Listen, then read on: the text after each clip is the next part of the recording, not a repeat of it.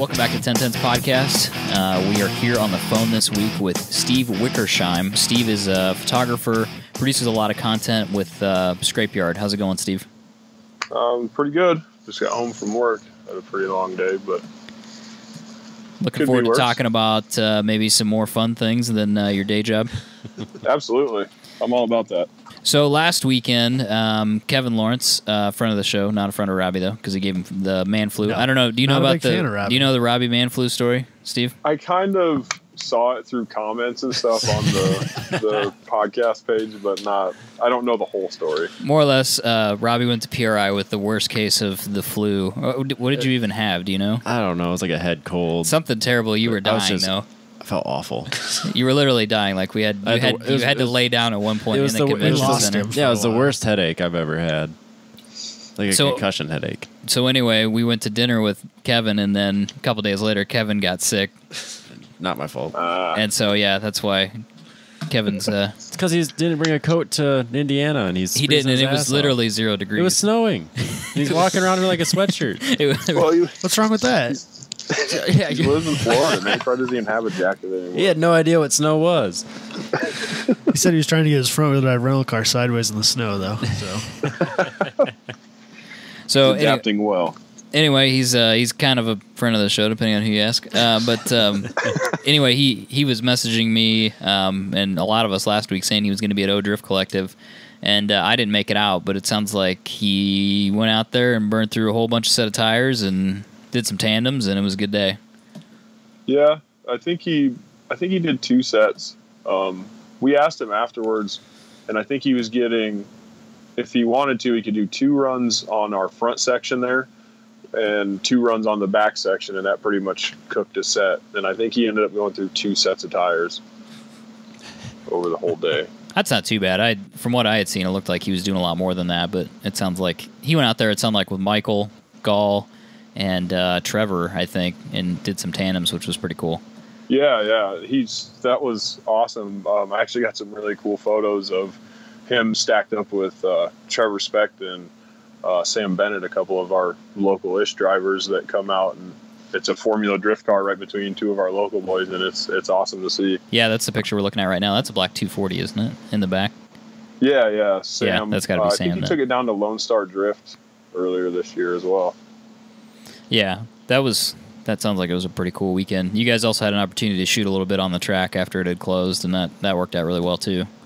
Yeah, I mean, the sunsets are always cool out there, but this one was pretty stellar. And Kevin was over with the Quad Cities boys over there, just kind of BSing after the show or after the event.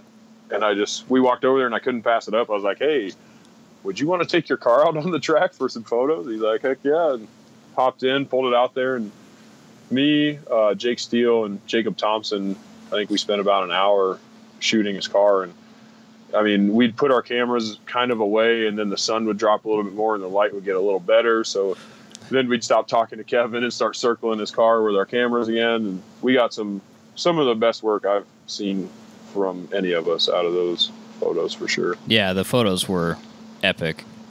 I mean, that worked out really well. It was cool that you guys picked up on that, and Kevin was up for taking the car back out. Yeah, Adam. Yeah, it's the perfect lighting. I get it. It's fine. I mean, they do look great. I'm not disagreeing that they don't. They look fantastic. They had like an hour window, and they had the perfect. It's the golden hour, Robbie. Everybody knows that. Everyone knows that. Everything looks good. Color temperature's good. It's all good. So, I guess I met you a couple years ago because we started doing media at O Drift Collective events, but I don't know much about your background in photography and how you got into motorsports photography. I've been shooting drifting for about 3 years now. I think this is my 3rd full season. Okay. Before that, I kind of dinked around shooting autocross and stuff. It's funny. I mean, I've always been into automotive stuff. I played a lot of Gran Turismo, and Gran Turismo 5 actually has a DSLR in their instant replay, and it taught me how to use a DSLR with the shutter speed, ISO, your aperture, all that stuff. And then it even has the panning techniques, as far as one mode pans with the car, one mode is you shooting still as the car goes by, and one mode is like the camera's rigged onto the car. And that taught me a lot about motion. And so I took that into real cameras, and I've just been having a blast with it ever since, pretty much. So what did you buy when you started shooting with the DSLR? What was your first camera? My first camera was actually a buddy brought it over. He had found it. He drove past his local baseball field for about 4 days and saw this camera bag sitting there. And he was like, well, if it's been there almost a week, I mean, somebody's not coming back for it. So he picked it up, and he knew I had been wanting to get into shooting because I'd just been using my iPhone to get little video clips and stuff like that here and there. And it was a Pentax KX that I got with a kit lens. And I mean, I just kind of worked the settings on that. I bought a cheap Rokinon 70 to 300 millimeter lens off eBay to go with it, and just started going to autocross and working on panning and working on, you know, how to capture different types of shots for different parts of the track and stuff like that. And I kind of progressed past the capabilities of that camera, the Pentax. It was a great camera for starting out, but I mean, for what I wanted to do, I needed something that could give me more frames per second, you know, lower ISOs and stuff like that. Yeah, so you shoot on all Canon stuff now, correct? Yep. I progressed up to that. I got a Canon 7D Mark II and bought a few lenses for that have been really crucial. I always wonder how people get into their particular format of camera, because I shoot on Nikon because that's what my dad shot on, and so we've got manual lenses from, you know, the 80s that they work perfectly. Some of them are really good glass. It's just, you know, they're not autofocus, and obviously you have to manually change your aperture settings, and so, you know, sometimes they're not maybe great, but they do teach you a lot about shooting. So I always wonder, you know, was there an influence in your life that pushed you towards Canon? Or I know like a lot of speed hunter guys shoot Canon. That was actually my biggest influence, was probably Larry Chen, and just looking at his work and a lot of the other speed hunters guys, you know, and reading their articles. That's another thing that I, you know, picked up on, was they actually did a big how-to series that was a big help for me on stuff like that. And Larry just kind of talked about his gear, and I kind of snagged up some of that, and it's worked great. You know, I'll never have a complaint about it. That's a really good series if anybody's interested in motorsports photography, because he goes through, I mean, he gets real granular as far as basics go. There's a multiple part series to that, and Patty did some articles on that series as well. And they talk about everything, you know, shooting static cars, shooting on a track but static, shooting, you know, car to car, shooting a moving car, you know, and getting some motion blur and things like that. I still, even, you know, if I have some spare time, I'll go back and look through some of those articles and just pick up on little stuff that I either forgot about or just never really utilized, you know. Do you shoot any other types of motorsports? It seems like you primarily focus on drifting. I really don't. If there's like, we have a lot of autocross around here and solo rallycross. I did go to a solo rallycross last year just strictly because there was about 10 inches of snow on the ground, so I knew I'd be able to get some cool stuff from that. Yeah, I do remember that photo set. It stood out, you know, because people don't usually shoot that stuff. But I mean, and I hate to say it, but to be honest, after shooting, you know, some of the events I've been to, autocross is kind of boring to go shoot anymore as far as, you know, excitement level for the photos. You know, I know the guys out there love it and love to see the photos of it, but for me, it's just, you know. It's a little hard to shoot because when I've shot autocross after shooting drifting, the speed's a lot lower. Yeah. And so some of the things you get used to, you know, maybe it's kind of leaning on some of your normal techniques, but it kind of gets a little hard to get the shot that you want because, you know, you can't pan as fast, or, you know, you're struggling with just sometimes obstructions in the way of your shot because you're not shooting on a track or whatever. Which, you know, one of those things that they say in that Speed Hunter series is that you should never really make excuses. They talk about, you know, not getting media access to a track is not an excuse for not shooting and stuff like that. And so, but, you know, you get used to the things that you're used to. And sometimes you just don't get the result that you want when you shoot a different type. I'd like to get up to like Road America, and shoot some high speed stuff up there, and try some different motorsports for sure. Because you shot Club FR this year, right? You've shot some stuff at US Air. You kind of travel around the U.S. or around the Midwest quite a bit. Yeah, I've been up to US Air twice, I think, so far this year. I'm actually going back this weekend. They're having a D-Day limited edition. It's an invite only for drivers. So, I mean, it's a lot higher level driving with some higher quality cars and stuff too. I've been to Michigan, obviously, for Grid Life this year. Virginia, I've been down there. And then out to Omaha, I think 2 or 3 times so far this year. Did you do Grid Life South last year? Yeah, I did. Did you make it out there? Okay, yeah. I was going to say, how was shooting at Road Atlanta? It's big. It's really, really big. So big. To get around, and there's a lot of hills, so it's a lot of traveling. I had my son with me for that, my 10-year-old son as well, so we didn't really do as much hiking around as I probably would by myself. Sure. Yeah, that makes sense. I bet that's fun, though, to have him there with you for an event like that. I'll bet he loved that.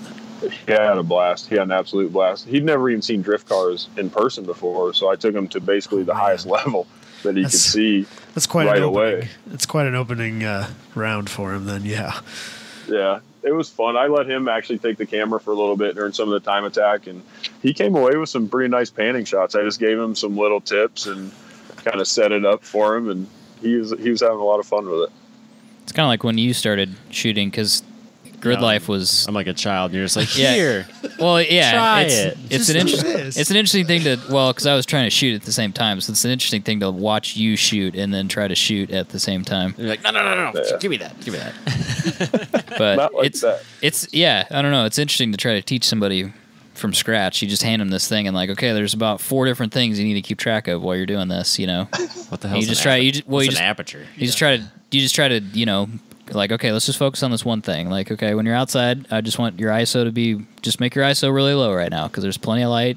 Set it at 100, and we'll just leave that there. Forget about that for a minute, and then move on to the next thing, All right. All these words. You have to worry about that again later. They don't mean anything when the sun starts going down, we'll start messing with that. Yep. But, yeah, that was... I don't know. You walked away from that as it being a good experience, I think, right, Robbie? Absolutely. I learned a lot, and basically everything I learned or did Friday and first early Saturday, I just kind of threw all that away because like you could just tell my progression as the weekend went on. I was trying to I understood what type of results I would get by changing my shutter speed and aperture and ISO, and so yeah, I did actually walk away with some really good pictures that I'm proud of. Yeah, it was hard too because you're shooting on that Lumix, and I almost never shoot on that Lumix. The only times we've used it is to shoot some video. Yep. And then and that's kind of all static, and then handing that to you and being like, you know what? I don't even know what changes shutter speed, and then you got to relearn it. Yeah, luckily, it's always tough to go to a different brand and try to adapt to their interface or whatever and change stuff. Mm-hmm. Absolutely. But overall, it was good. Yeah, definitely started hitting a stride by Saturday evening. Yeah, I'd say so. Definitely want to do it again. Get more lenses for it. And yeah, got the bug. Try it again. So you're not standing over the K rail. Ryan Turek, or no? Who tried to run into you? Forsberg. Forsberg he tried to run me over. Take you out. Well, he's going backwards into the. It's whatever. I got my shot. That's all that matters. At least you didn't end up like the wing slap kid. Yeah, there you go. I was not a meme at the end of the Although weekend. we could have used the publicity, Robbie. Yeah, I was wearing my 10-10 shirt, just slapped in the face. Yeah, getting killed by Chris Forsberg. Yep. It's disappointing, but look at this opportunity to advertise. You can't buy that publicity. By the way, we need a new host, everybody. You were in a safe spot. Jabay was standing right there. Safe enough. Yeah. Jabay was standing right there. You would have been. I took fine. my step back and then took us forward and took more pictures. So, if you do you have any advice for anybody that wants to get into motorsports photography? Just do it. I mean, honestly, that's the best thing you can do because I know what it's like to want to do it and to show up at a track with your camera, no media access, and you're like, man, I don't want to be that guy, poking my head out there at the camera. You're nervous and stuff. Just do it. That's really the only way to do what you want to do and get any better at it. Yeah, I think if there's some people that aren't established and they want to do it, just show up to some events. You can do autocross too. That's a great place to do it. Usually if a photographer shows up there and you ask if there's a place you can be, they're really open to that because they want you to be all they're there. going to ask you for is a spotter most of the time to have with you and a green vest. I mean, yeah, and the drivers will love you for it at an autocross event. Yeah, no one's more appreciative than a bunch of autocrossers. That's very true. Yeah, when it comes to that kind of stuff, because they never get it. No. So yeah, and that's a good point too. If you're gonna take your camera bag with you, definitely go to Northern or Walmart and buy like a $4 high vis vest and just throw it in your bag. Yep. It's always going to be beneficial if you have one. It's good to wear it anyway, even if they don't ask. Get you into. Well, then the one, yeah, exactly. I know that too. Well, then one thing too is that the club races you and I have been to, Adam, there was like no media coverage. Never. A couple of people with like an iPhone would take some decent pictures and then post it on Facebook and be like, "Well, I got some shots I liked," and then I got tagged in them. I was at a ChampCar race this weekend. Super pumped about it. Never saw a single person with a camera. Yeah, people, like literally people not a single person with a real camera. Everybody who I saw taking pictures, number one, they were pit crew, and number two, they were doing it with phones. Yeah, no media coverage. So yeah, so it's out there if you want it. Yeah, there's definitely opportunities there. Yeah, I tell people too. I mean, even if you want to show just show up and shoot some stuff with your phone. I mean, see if it's something you're really interested in, and then if you enjoy it, go to eBay and buy. Used. Buy used. I mean, something to look at is shutter count. I mean, if it's under, you're definitely safe under 50,000. I think Nikon, they say somewhere between 100 and 150,000 for the shutter count's kind of the end of life for that camera. So you don't usually see stuff that's that high up there unless it's been used by a pro, and you can usually tell because it's it's had a hard life. You can tell it's had a hard life. It's taken some knocks and things, but you can buy that prosumer like 3,000 level Nikon stuff with a lens for a couple $100. And it's not going to be perfect for the application, but you can try it at that level and see if you like it, and then if you don't, sell it, and you're like literally not going to lose any money. You get your money back and move on, or you can catch the bug and then try to decide if you want to spend money on car parts or cameras, which is a bummer. There's plenty of entry-level DSLRs out there. Even the mirrorless options they have now are producing a lot of really nice images too. I mean, there's a lot of stuff out there that's, there's really no excuse to not get into shooting if it's something that you think you might want to do. Have you shot much with a mirrorless camera? Oh, not at all. Jacob Thompson actually had a Sony for a while, and he was getting some gorgeous images out of that thing he had an adapter and was using a Canon 50 millimeter, the 1.8, the Nifty 50, and I mean, he was getting some gorgeous images out of that thing. That Lumix we have is mirrorless. What does that mean? So I don't know anything about cameras. The viewfinder on the Lumix is digital. Okay. So on like a traditional SLR or DSLR, there's actually a mirror that takes the light coming through the lens and bounces it around and sends it through the sends it through the viewfinder. In the mirrorless ones, there is no mirror. The advantage is that mirror doesn't have to move to take the picture. Oh, okay. So that mirror snaps open and closed. Right. In the mirrorless ones, like when Robbie was shooting, he could set that thing. They will literally shoot as fast as the memory card will record. Right. So when he was shooting machine gun style, just 10 pictures a second, you could lay on that button. It's going to be good, right? Yeah, it's the shotgun effect. I'm bound to get one if I just spray and pray. Absolutely. Granted, it unfortunately doesn't always work out that way. And then you have literally 5,400 pictures and 100 good ones. That's a lot of reviewing. I had 100 good pictures. That's what matters at the end of the day. You'll see your shutter counts you really start to come down as you start to shoot more. I mean, I used to be like that. 2 years ago, I would have walked out of 3 days of grid life with 7,000 pictures. Oh, I'm sure. And I think I had maybe 2,800 to go through over the 3 days. Oh, that's not too bad. No. Yeah. I think I was around there or less. I didn't shoot as much as I had previously because we had 4 people shooting with us. And I was trying to, one thing that I knew that I was being lazy about is I was using pans as a way to get just interesting photos. Mm-hmm. And so I was really dropping that. I was consistently had low shutter speed. And they look cool, but at some point I was like, I'm just shooting the same photo every event I go to, and it's lazy. So I was trying to get some more depth of field in my photos by opening that aperture up. And so I was kind of playing with that and trying to take pictures of cars stacked up too, because it's really hard to take pictures of cars that are stacked if your shutter speeds real low, because one car is moving at a different pace or on a different line. They end up blurry or something. Yeah, the other car will end up blurry, or the other cars. Okay. So it was kind of ramping those two settings back and forth and kind of seeing what I could come up with, and trying to I want to shoot this picture. Okay, here's how I need to set the camera up, and then trying to get that picture, and then okay, I want to shoot this type of picture, and then resetting the camera. That's the best part, man. That's the satisfaction to get that shot, And then even beyond that is, getting to see the driver's reaction when they see that, super banger shot that you posted on your Instagram and tagged them in, so they DM you, and there's, that's my favorite part about it, is getting to see how excited the drivers get about the photographs. Yeah, and Scrapeyard's got a pretty wide audience. It's really grown in the last couple of years, I feel like. Yeah, and I know you post stuff personally too, so. We have guys now in California, Virginia. One of our newer guys, he just moved down to Florida, so we'll have more of a presence down there. So we're really getting out there, and it's nice. It's a lot of fun to be there for the progression of it, for sure. Yeah. So what is Scrapeyard? Where did it come from? How'd you get into it? Stuff like that. Everyone always asks me that. They're like, "What's Scrapeyard?" And I'm just like, "It's just us." You know what I mean? Like it's just a group of guys, and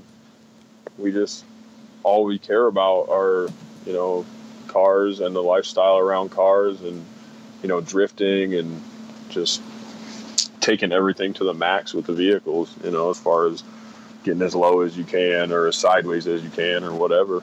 And I mean, we're just trying to spread that for everybody else, I actually got into it 3 years ago. My first, I went and shot Grid Life Midwest in 2016, so I guess it was 2 years ago.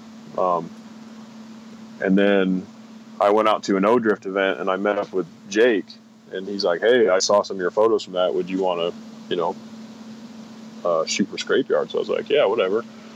And then I just started traveling all over the Midwest and doing all kinds of fun stuff, getting rowdy with kids that are like 14 years younger than me. I was going to say, what is the age difference between you and Jake?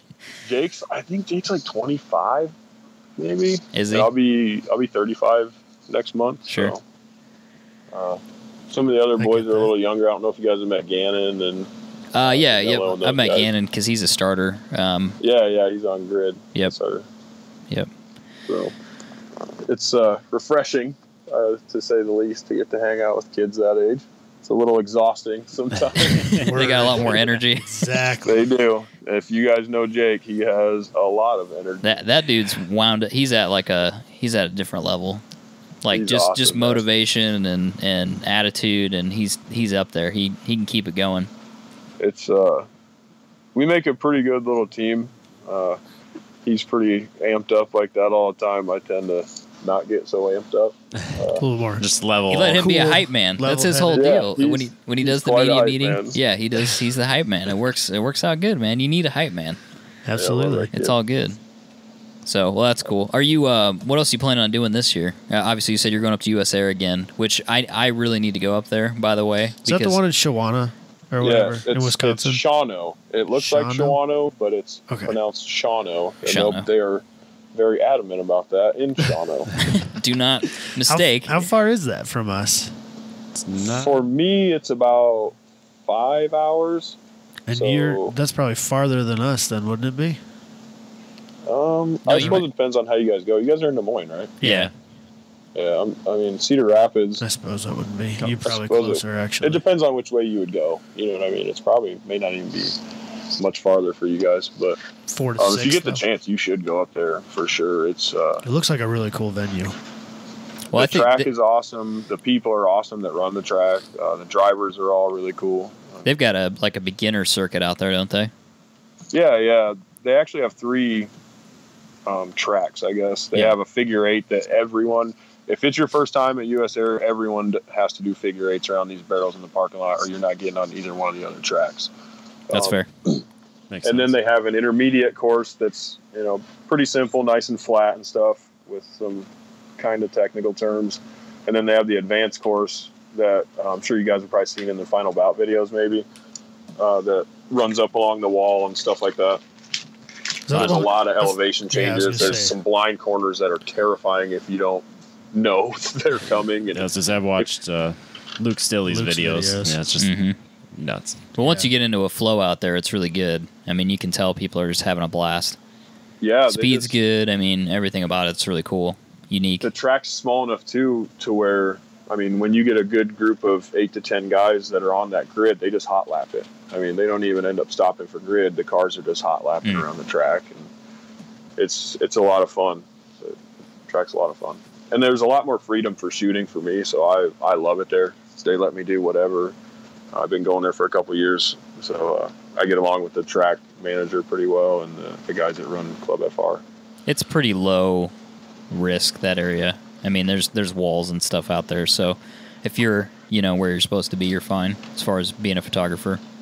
Yeah, for sure, and that's what they tell you too. Just be smart about what you're doing, and you'll be fine.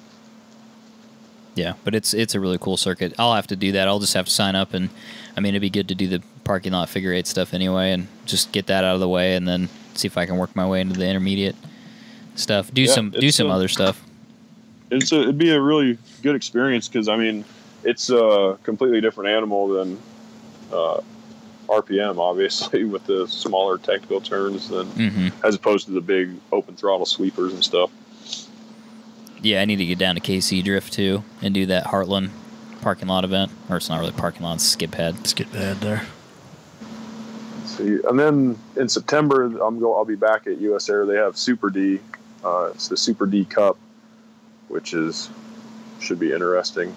So what's that mean? Super D is an organization. I think they're based out of California. They hold more low power style events. This one's actually a competition as opposed to I think it was in March they had a Matsuri, that ran from about 5 o'clock in the afternoon until like 10 o'clock at night the next day.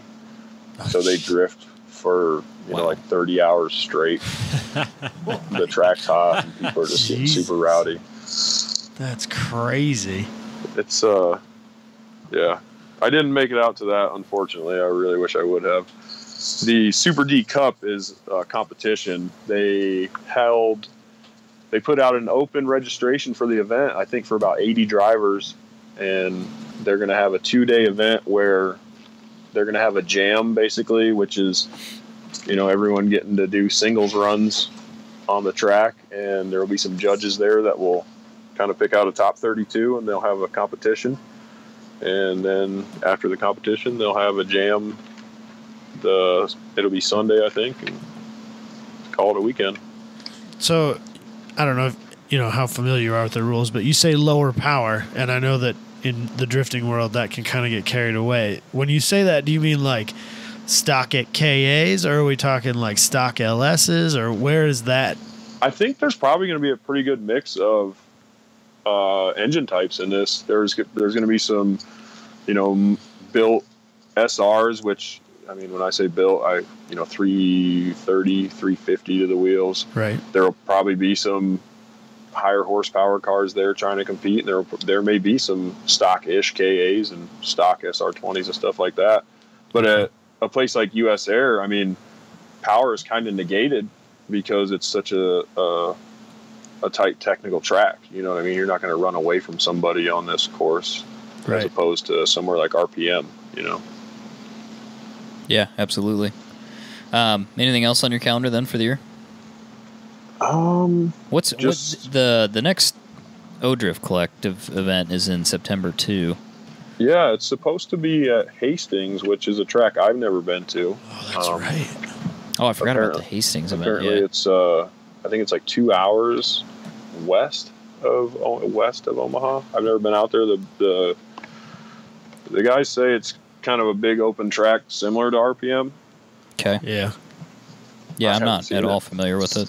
I've seen But some I still laps. don't know if it's 100% either. So I've seen some laps done for like track day. I think one lap's been there once or twice. Oh. It's a pretty open like club style track, very similar to RPM, but You're saying they may postpone that potentially, yeah, Steve, I don't. or it's I not don't not know 100% if confirmed. the event's 100% going down Yeah, yet or not. I know it's a new thing for them this year, so it's possible that maybe it's not going to work out.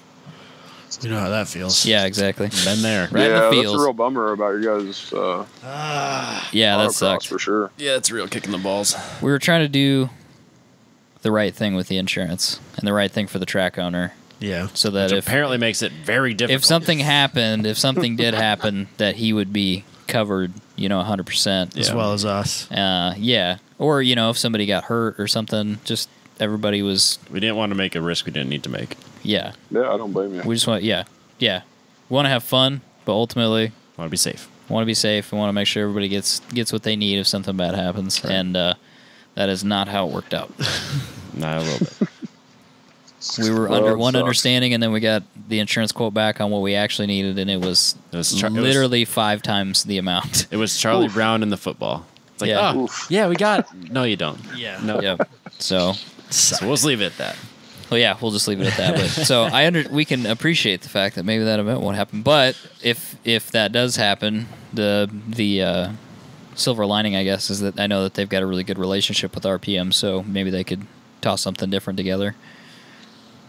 Cool. But anything else you can think of, Steve? People kind of know where you're going next. Where can people find you? I'm on Instagram, Steve Wickersheim. That's SteveWickersheim. I'm on Facebook, but I mean, I don't really use my photography page. I just put everything out through Scrapeyard for the most part on there. Yeah, find All right. Scrapeyard. You'll on any social media. You'll get Yeah, we're connected on with it. everything. Scrapeyard's on Instagram, Facebook, Twitter. We have a YouTube channel. We drop a lot of pretty cool videos on there. We're everywhere, man. We're trying to get to be more places. Yeah, definitely. Are you cool with fielding some photography questions? If people have stuff, can they send you a DM on Instagram? Yeah, for sure. I love helping people out because, I mean, without somebody helping me at some point, I would not be, doing what I'm doing. Everyone needs help every once in a while. Yeah, definitely. I like helping people out because, I mean, better photographers push me to be a better photographer. I don't get jealous or want somebody to be worse than me. I want them to do better. I want them to be better because that makes me better. Keeps you from stagnating. Yeah, absolutely. Yeah. Well, cool. Yeah, definitely find Steve. Follow his pages. Really good photography. I know people really look forward to your coverage when they know that you're going to be at an event. So we appreciate you taking the time to talk to us a Anybody little bit. local wants to do a shoot, hit me up. Shoot me a DM. Yeah, Um, perfect. I sell prints and stuff too. There you go. Hit him up if you need something. We Little can. selfish promotion. No, totally. That's why you're here. That's what it's all Absolutely. about. It's exactly what this is for. Yeah, I have a lot of respect for what you shoot. So Yeah. if people are in the area and they want to do some shooting, Steve's the guy to get in touch with. Absolutely. So Thanks, man. I appreciate it. yeah, no worries. It's still hard for me it's different for me to take compliments from people. It's fun though. I have a lot of fun. Like I said, my favorite part is seeing how excited people get about my work. Yeah, I like to consider it more of art than just taking pictures for people.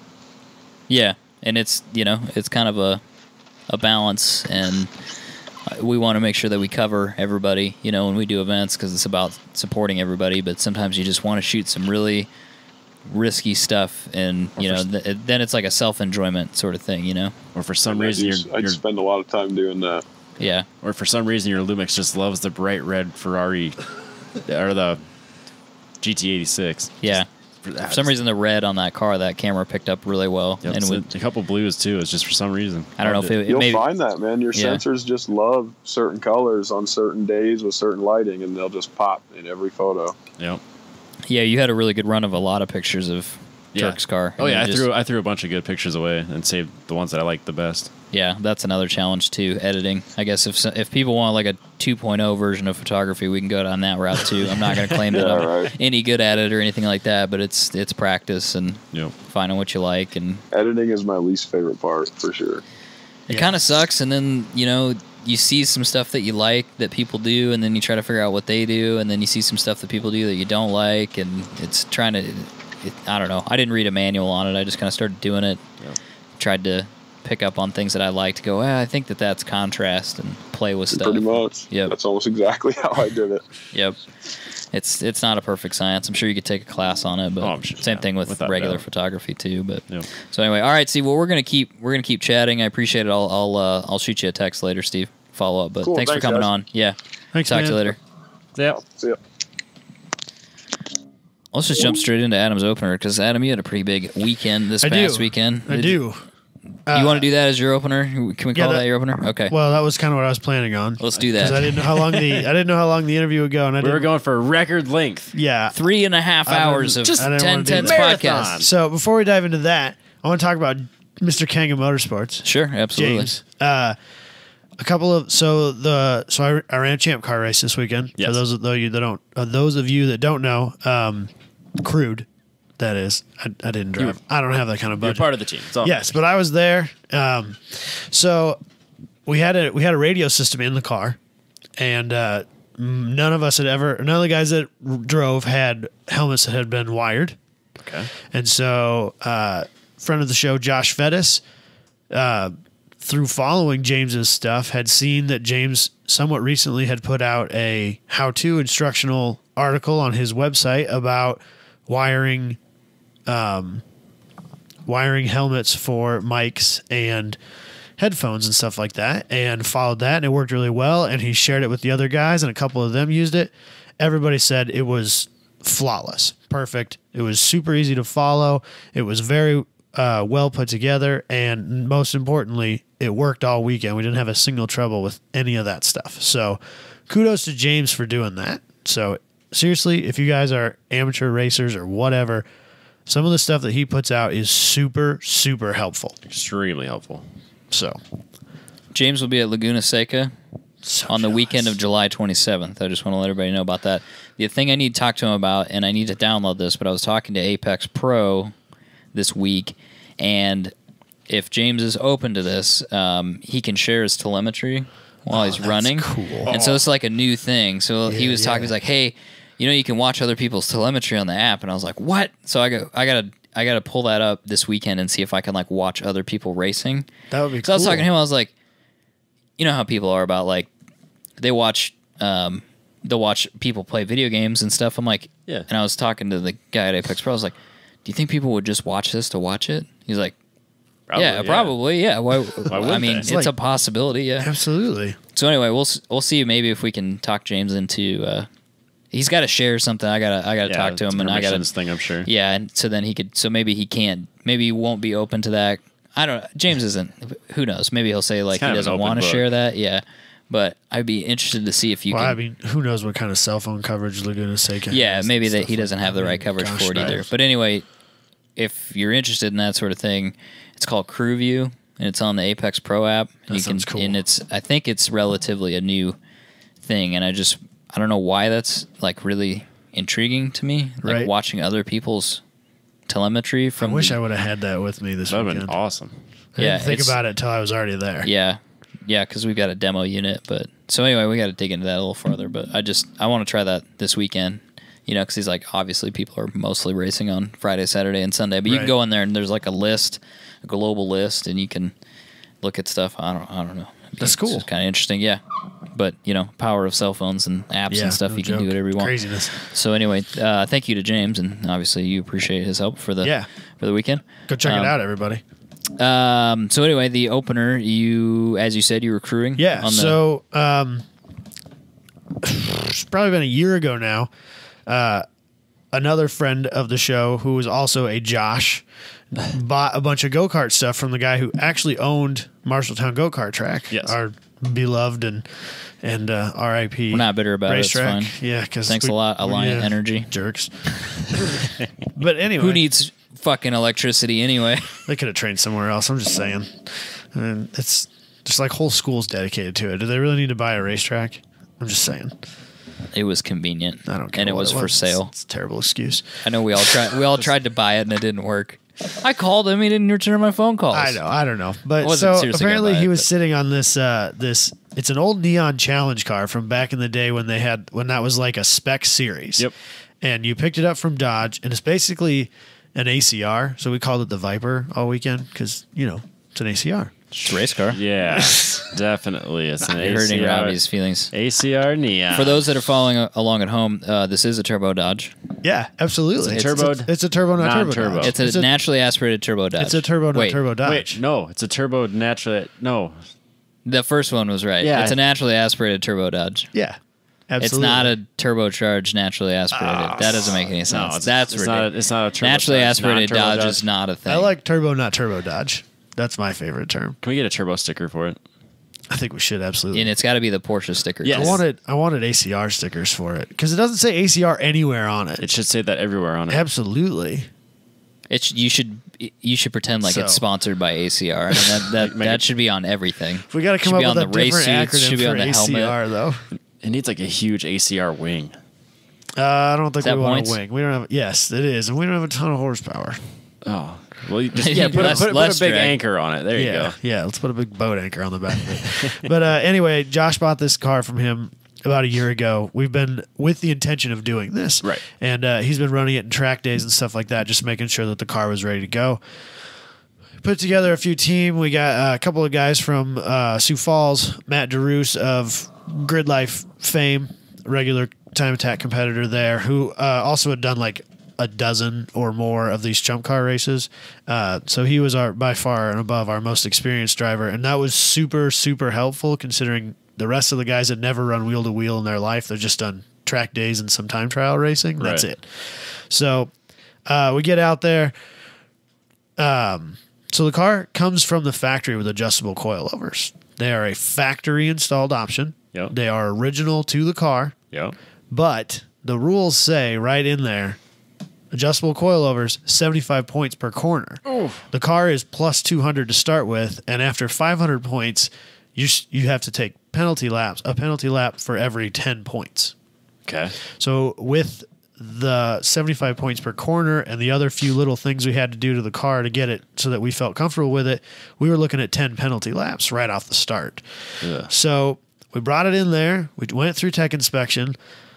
I tried arguing with the tech inspector about the fact that it's an OE factory part installed from the factory. Yeah.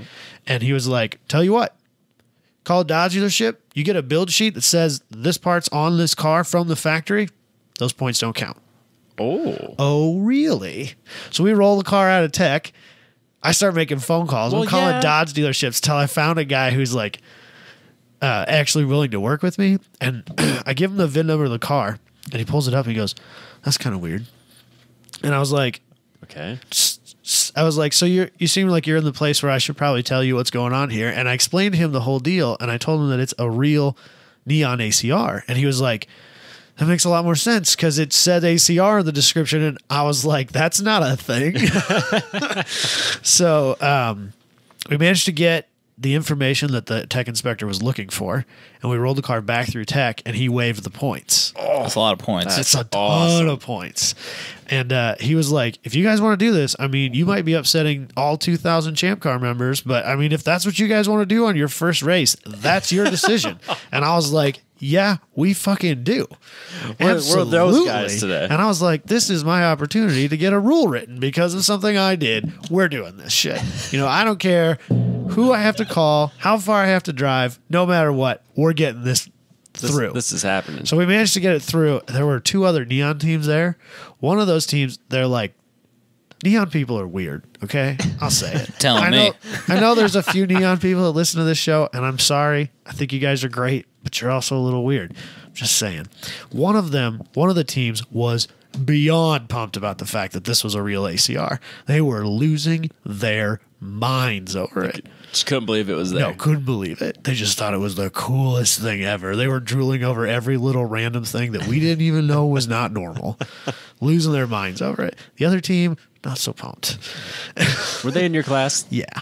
Oh. And so we were a little worried that like they were going to be mad about it. Protest it? Yeah, so we kept it on the DL that we got that through there. We didn't say anything about it. And we ended up getting through the weekend without them causing problems. But so that was Friday. Yes. We're through tech. We're ready to race. Everything's golden. Saturday morning was an 8-hour race on what they call the competition course. Okay. So there's 2 configurations at Brainerd. There's a 2.5-mile comp course and a 3.1 mile, what they call Donnybrook, Okay. which uses the drag strip. Oh. And like you're wide open from Fast boy. You're wide open from the last corner all the way down the drag strip through turn 1, through turn 2, and braking at turn 3. Oh, wow. So there's like you're deep into 5th. Neat. On that track when you get to use the Donnybrook configuration, which they don't do very often. Right. But the first day, put Matt in the car, figure he's our most experienced driver. Let's let him get out there. Let's get him a few laps in there. Let's build ourselves a lead, and then all hell can break loose afterwards, and let's just try to, hold on to whatever we can. Flag goes green. He hammers down. You can see him coming. He's passing like 2 cars. All of a sudden, it's just over. And he radios in. I've got the pit radio on, and he's like, something's wrong. I've got no power. Damn it. Super. So he was able to make it all the way around. He could only do like 30 miles an hour. Made it all the way around the track, back into pit, because, of course, he's already past pit in. Right. So we're done, right? As he's pulling in, he's like, car smells real bad of fuel. I don't know what's going on. This could be bad. And as he pulls up, you can see it's just dumping fuel out from underneath the car. And so we grab the fire extinguisher, and I'm standing there with the fire extinguisher while Josh has got the hood up trying to figure out what's going on. Turns out one of the bolts on the fuel rail that holds it in had backed out almost to the point where basically that bolt wasn't even in. Like maybe less, I would say less than 2 threads of that bolt still attached. Jeez. Which seems really weird because we drove the car around the day before and didn't have a lick of trouble. I can relate. Seemed a little weird. Frankly, a little suspicious.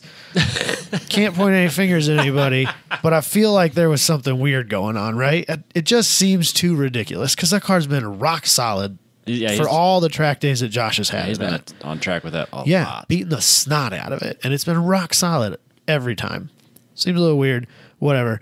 We got it fixed. We got back out there. We lost probably 4 to 5 laps right off the bat. Not off to a good start. Managed to just kind of, at the pace we were doing, we thought, well, we could still podium this race. And then we ended up finding out that we had to change tires, and we weren't planning on changing tires, so we weren't ready to change tires, and that turned into like a 15-minute pit. And so we managed 4th place in class and like 20th overall or something like out of 24. It wasn't real pretty. Or no, we were better than that. 13th maybe overall on the first day. Not a real pretty race, but we came into the weekend just wanting to finish, right? That was all we wanted to do was finish the weekend. So day 2 rolls, so that night, bring the car back over to camping, jack the car up, did a brake fluid flush on it, changed the oil on it, called it a night. Went to bed, fire it back up the next morning, take it out to because there's a new pit lane for Donnybrook. Start moving it over there, makes this most god-awful binding noise you've ever heard in the front end. No idea what's going on. So we limped it over the pit, jacked it up, decided, it must be this driver's side axle. Swapped because you jacked it up and you couldn't even turn the wheel. Like you grab it and it would just a little bit. Jeez. So jacked it up, swapped the axle out. Before we put the axle nut back on it, you could just grab it and it would spin.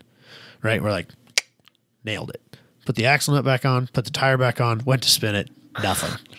Right back to the way it was before. Damn it. Turns out we fried that wheel bearing, and we didn't notice it when we swapped out the axle. Oh, man. Thankfully, Josh is literally the world's most prepared first-time racer. He had front wheel hubs with bearings installed, ready to fucking rock. That's so incredible. we swapped the knuckle out, put the whole new assembly back in there, put it all back together. Literally, as Matt was once again buckling up for the first stint, and cars are starting to pull out, and Josh is torquing the lug nuts as the line is coming towards us, and we were able to get the car out, and we didn't lose any positions. Wow. It was that close though. So he gets out there and he's racing, and we're doing good. So there were one of the cars that was in our class was a Miata with an Ecotec in it. So it's a swapped Miata. Easily top 3 most serious cars there. They were literally doing 10 to 12 seconds a lap faster than we were. On Donnybrook, they were the fastest lap of the day. Okay. So we were like, well, we're screwed. Yeah. We're going for second once place again, here. our goal here today is just to finish. Second place would be Wonderful. ridiculous, right? We get out there, it starts to rain. Matt is apparently The best in the self-proclaimed a god in the rain, and I'll give him He might be. I'll give him the credit where credit is due. He drove the car phenomenally. They had a lightning strike shut the race down. 30 minutes for every lightning strike. You have to wait 30 minutes of clear time before they can put the cars back out. Right. Literally 10 minutes before they were going to say, or right as the guy had keyed the mic to say 10-minute warning, get people back in their cars. Boom, there was another one. Down for another 30 minutes. So we were out for an hour of race. The time's still ticking. Yeah. That Miata, right before the lightning strike, blew an axle and just destroyed it. And so they do what they call, this will be a term Robbie will love, they do what they call hot pulls. Hot pulls. Hot pulls. Which means they don't shut down racing. It doesn't even go full course caution. It's just local sector yellow as the emergency vehicles pull the car back to pit. Yep. As soon as you get past them, green flag racing. Let's do this again. Hell yeah.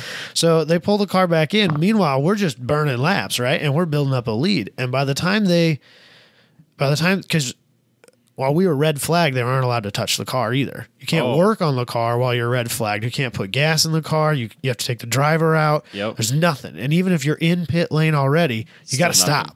Okay. And so they had to sit there just as long as we did. And by the time they were actually able to get that axle back in the car and get it running, we had almost 20 laps on them. Damn. And so we were feeling pretty good about this, right? Mm-hmm. But I knew the night before we had blown through, or the day before we had blown through a set of brake pads, and we had blown through a lot more tires than we had expected.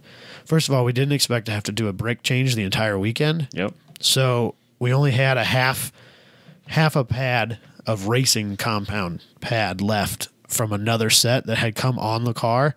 That was all we had for spares. Oh, shoot. So we decided we were going to make a hot brake change, which was risky. Yeah. But we also had to do a tire rotation at some point, we knew. So we figured we're going to do all of this while we do a fuel stop. At some point in the race, we're a ways ahead of them. Things are going well. We decided it's time to do a driver change, a fuel change, and the brake pad swap. Managed to do 11 gallons of gas, driver in, driver out, which while you're doing the fueling, the only thing you can be doing on the car is driver swap. You can't be working on the car. You can't be touching the car, anything. You can't even touch the car to lean down and look underneath it. That'll get you in trouble. That's how serious they are about it.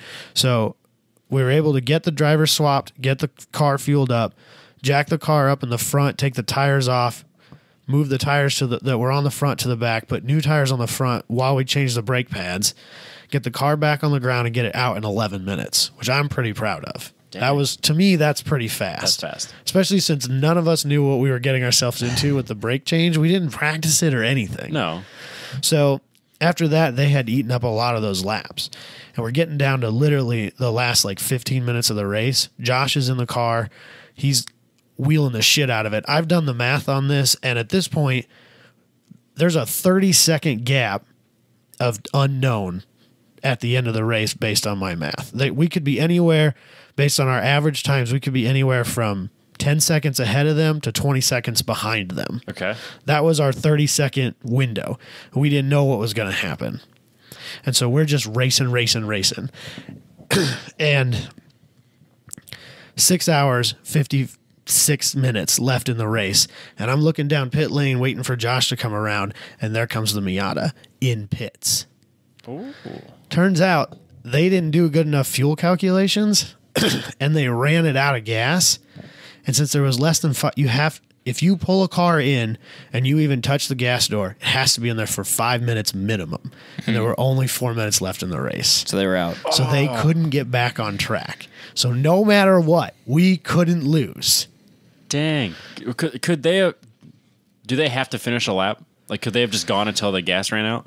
They could have just gone until the gas ran out. And technically they did. They don't say that's a DNF because they didn't take checker. Okay. When the clock stops, that's where you are. Okay. Position-wise. Right. So from the time they pulled in pits to the time the checkered flag flew, everybody that passed them gained that position. Right. But anybody who was enough laps behind them, it didn't matter.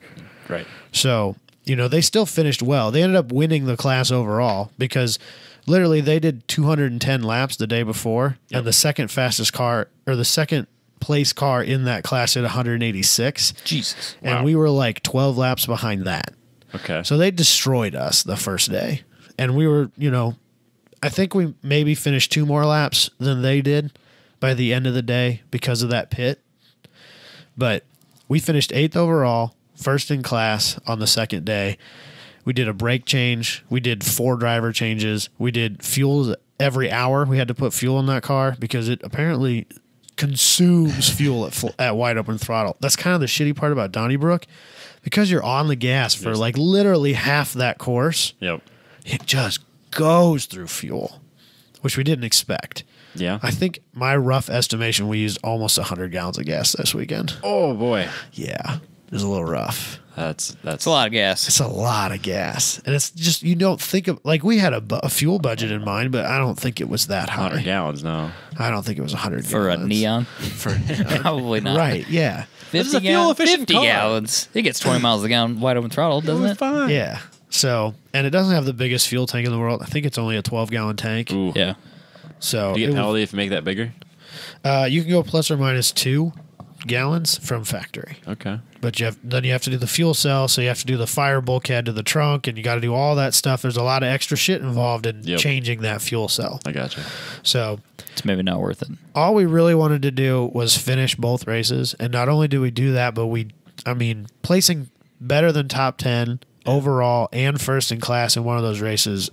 I mean, there were a ton of people that were like, you guys did phenomenal. Oh, yeah. Clean racing. You did really well. Like, there were a lot of people that were very complimentary about the whole effort for us. So it was. Until they hear about the suspension thing, and then now you're Well, public enemy number one. It's fine. That's what we were after. So, I couldn't be more proud of the guys as we drove. I mean, they did a great job. It was seriously, I know I've said this multiple times this year, that was the greatest weekend of my life. Hell yeah. It was so much fun. That's awesome, man. So I can't wait to do it again. It's not going to happen this year. Maybe we'll get 2 races in next year. I don't know. They do 2 races at Road America, spring and fall races. They do the 1 race at Brainerd every year. I think they do a handful of them at Gingerbread every year. Yep. So there's some that are reasonably local to us. I wish they still ran at Iowa Speedway. That would be perfect. It's not really a thing anymore. I could see that being really tiresome, Iowa Speedway. So Matt actually ran the race that I had gone and watched at Yeah. Iowa Speedway, coincidentally. And I think he didn't mind the race itself. It was a pretty good one. I think what we decided was you kind of have to do a 24, because that's the whole point of this endurance thing is to do a 24-hour race. Right. But I think you do one just to say you've done it, and then you go back to doing these doubleheader weekends because 2-hour stints is a long time in that car, and those guys were exhausted, just wore out after 2 hours. It's nice to only run 8 hours, you got to be done. Then you're done, know, and that's nice. I agree. I can totally see that. Yeah. So apparently the car to have is an E30. That was the most prevalent car. I did not expect that. I expected Miatas to be the most prevalent car. There were as many Neons as there were Miatas. Huh. Interestingly enough. Apparently last year the fastest car there was a Neon. So Neon's a cheap way to go fast? It was a first-gen Neon that the top had been cut off and a turboed SRT4 motor had been swapped into. But still, Neon. Yes, kind of. So All out, I guess. there's a team there. I'm pretty sure they were at Iowa Speedway, but there was a team there that had an Alpha, like an old Alfa Romeo. I don't know what it is because I'm not an Alpha expert, but I have a picture of it in its natural habitat on jack stands. Yeah, It's a GTV6, I think. That's what I wanted to say. I It was think a that's what it is. GTV6. It's kind of hard to picture. That's what I wanted to a see. little Yeah, it's far not away. a very good picture, and it was kind of getting dark at the time that I took the picture because You need to work on your There's ISO. a trash can in front of it too, I think. Is that what that is? No, that's a. that's a Oh, tool, tool box. cart, tool cart, Again, yeah. natural habitat. Yeah. So this car legitimately spent more time off track than on, Ouch. and those guys, to their credit, never stopped. Really? No, I mean they were. I think it's transaxle, and they were putting a clutch. you in are it. correct. They were putting a clutch in it.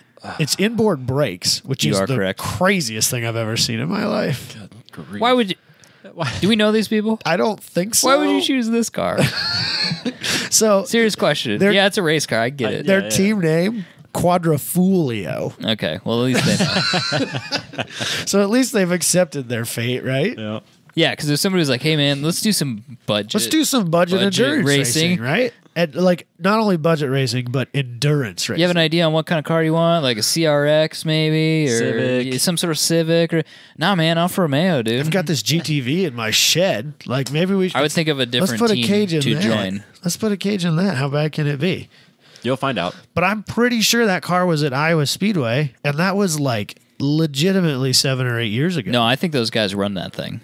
Yeah, that's what I'm saying. Yeah, But I maybe have a- it's great most of the time. I don't think it is. Okay, maybe it's not. Because they were very good at working on it. I'm trying to give them the benefit of the doubt that maybe it's actually really They've good. had a couple good weekends, I'm sure. You Sure. can't, I wouldn't. But Statistically, can't- you have to have. You some can't people- go through the trouble they went through every single weekend and for 8 years and still be like, this is a good idea. no, I think you, let's do that You again. would get burned out. I Let's think do there are that some again. people that like it when their car breaks down. Like it gives us something to do. Like roadkill? That got really tired. I don't watch that. Does anybody watch Roadkill anymore? I don't really. watch it anymore. I got really old for some reason. So it's changed quite a bit since the way it was. Like Really? they've brought so Tony will be on there. Tony a couple comes over and times says, "Stop like, fucking doing this." Or like Dulcich, it'll be Dulcich and Dulcich Freiberger doesn't every once in a while. half-ass stuff usually. Like Dulcich and Freiberger put a big block in a Suzuki Samurai in a junkyard. Yeah, I'd be down for that. Which was kind of cool. And Yeah. the only goal was to just get the car running and, take it out in the sand Do dunes some right donuts. next door and do some donuts. And that was a perfectly fine episode. And it's changed a little. That's good. They don't thrash The f- on stuff quite like they used The flying like 1,600 miles away with the Craftsman tool set Yeah. in checked Yeah. luggage and then showing up and them going, "Yeah, I don't know, man. Let's find a parts store." to. No, they don't do that, as much that got, anymore. and then trying to drive it all the way back to LA, that got kind of old. Yeah, I remember that episode. Yeah. Yeah. So, but yeah. Alphas sounded glorious. Sure, it sounded great. For a little when it bit. did run. Maybe that's what keeps them going. I guess. I don't know. Man. The noise, the handling. So there was a C4 Corvette there. There was a Mark III, I think, Supra.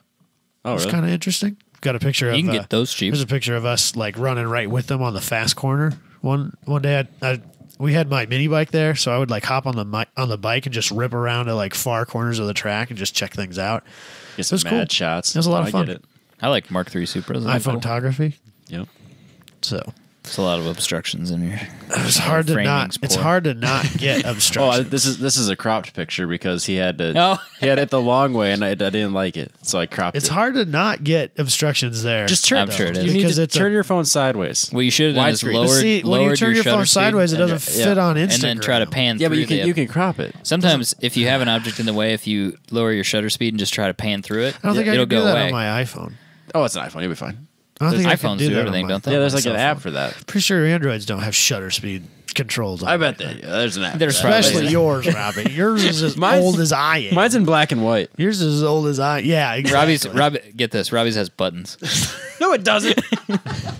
It's a GS5 active. GS5. Robbie, they're on 9. How do you have a 5? I think the 10's coming out. I'm literally halfway there. Oh, that's amazing. It still works. I get it, dude. Enough. Mine still works too. Well, and it's 2 great years when they're old like, "Hey, I'm trying to get a hold of you." I was like, "Yeah, I don't know, man." now. Robbie's antisocial lifestyle works really great It with his fits phone. well with his phone. Yeah. I saw they were coming out with the banana phone again, the old Nokia. I saw they're coming out with a Razor. replacement too. Buying that. They're calling it buying the that Razor. for sure. People are like, why aren't you on Instagram? Can't do it. My got the Razor, bro. won't let Got me. the fucking Razor. I think it's still a smartphone, Robbie. I'm sure it is. Sorry. I want the screen to be the same size. I'm actually upgrading this week, I think. So That's too bad. I know. It's kind of like we'll see if I go and get one of those really dumb phones. Like, oh no, it has the internet. Has that World Wide Web icon. Yeah. You click on. It's got the globe. Dude, I remember. We're getting off track here, but I remember in high school, like being able to get to the weather was like the fucking shit. Yeah, dude. Like dude. you're changing the game if you could check the weather on your absolutely. phone. I remember the 10 years the ago, Razor with the blue lights, or the flip phone Yeah. with the blue lights on the Yeah. screen. I thought that was cool. I always wanted the one that rotated. Oh, the kick, Oh, the sidekick. one- I think that's what it was Sidekick. called. It would Sidekick. rotate Flip open the- instead of flip. That was. I had the Kyocera that's where flip. it was at for me. That was like it looked like an egg. It was awful. I literally went from like the Nokia brick to like the second gen BlackBerry Curve. I went from the stupidest phone they've ever made to To the the, BlackBerry. like the first legitimate smartphone. Dude, the Palm was dope. I had a Palm. I never had a Palm.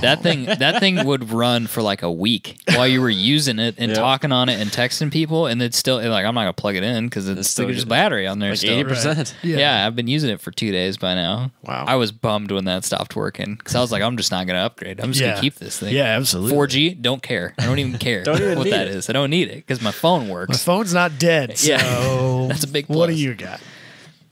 Yeah. It's sad. I'll like panic when my phone dies these days. It's getting worse. Well, my charge port's like basically broken, so it has to be sitting in like just the right way to charge. And I don't want to replace my phone because I'm kind of Isn't robbing yours about like it. that? Just the one cord's that way. Oh, That was in my car. No, but my phone dies in like 3 hours now. yeah, it's super obnoxious. And it's brand new. This is a warranty replacement because I dropped a dumbbell on the other one. It's a brand new phone.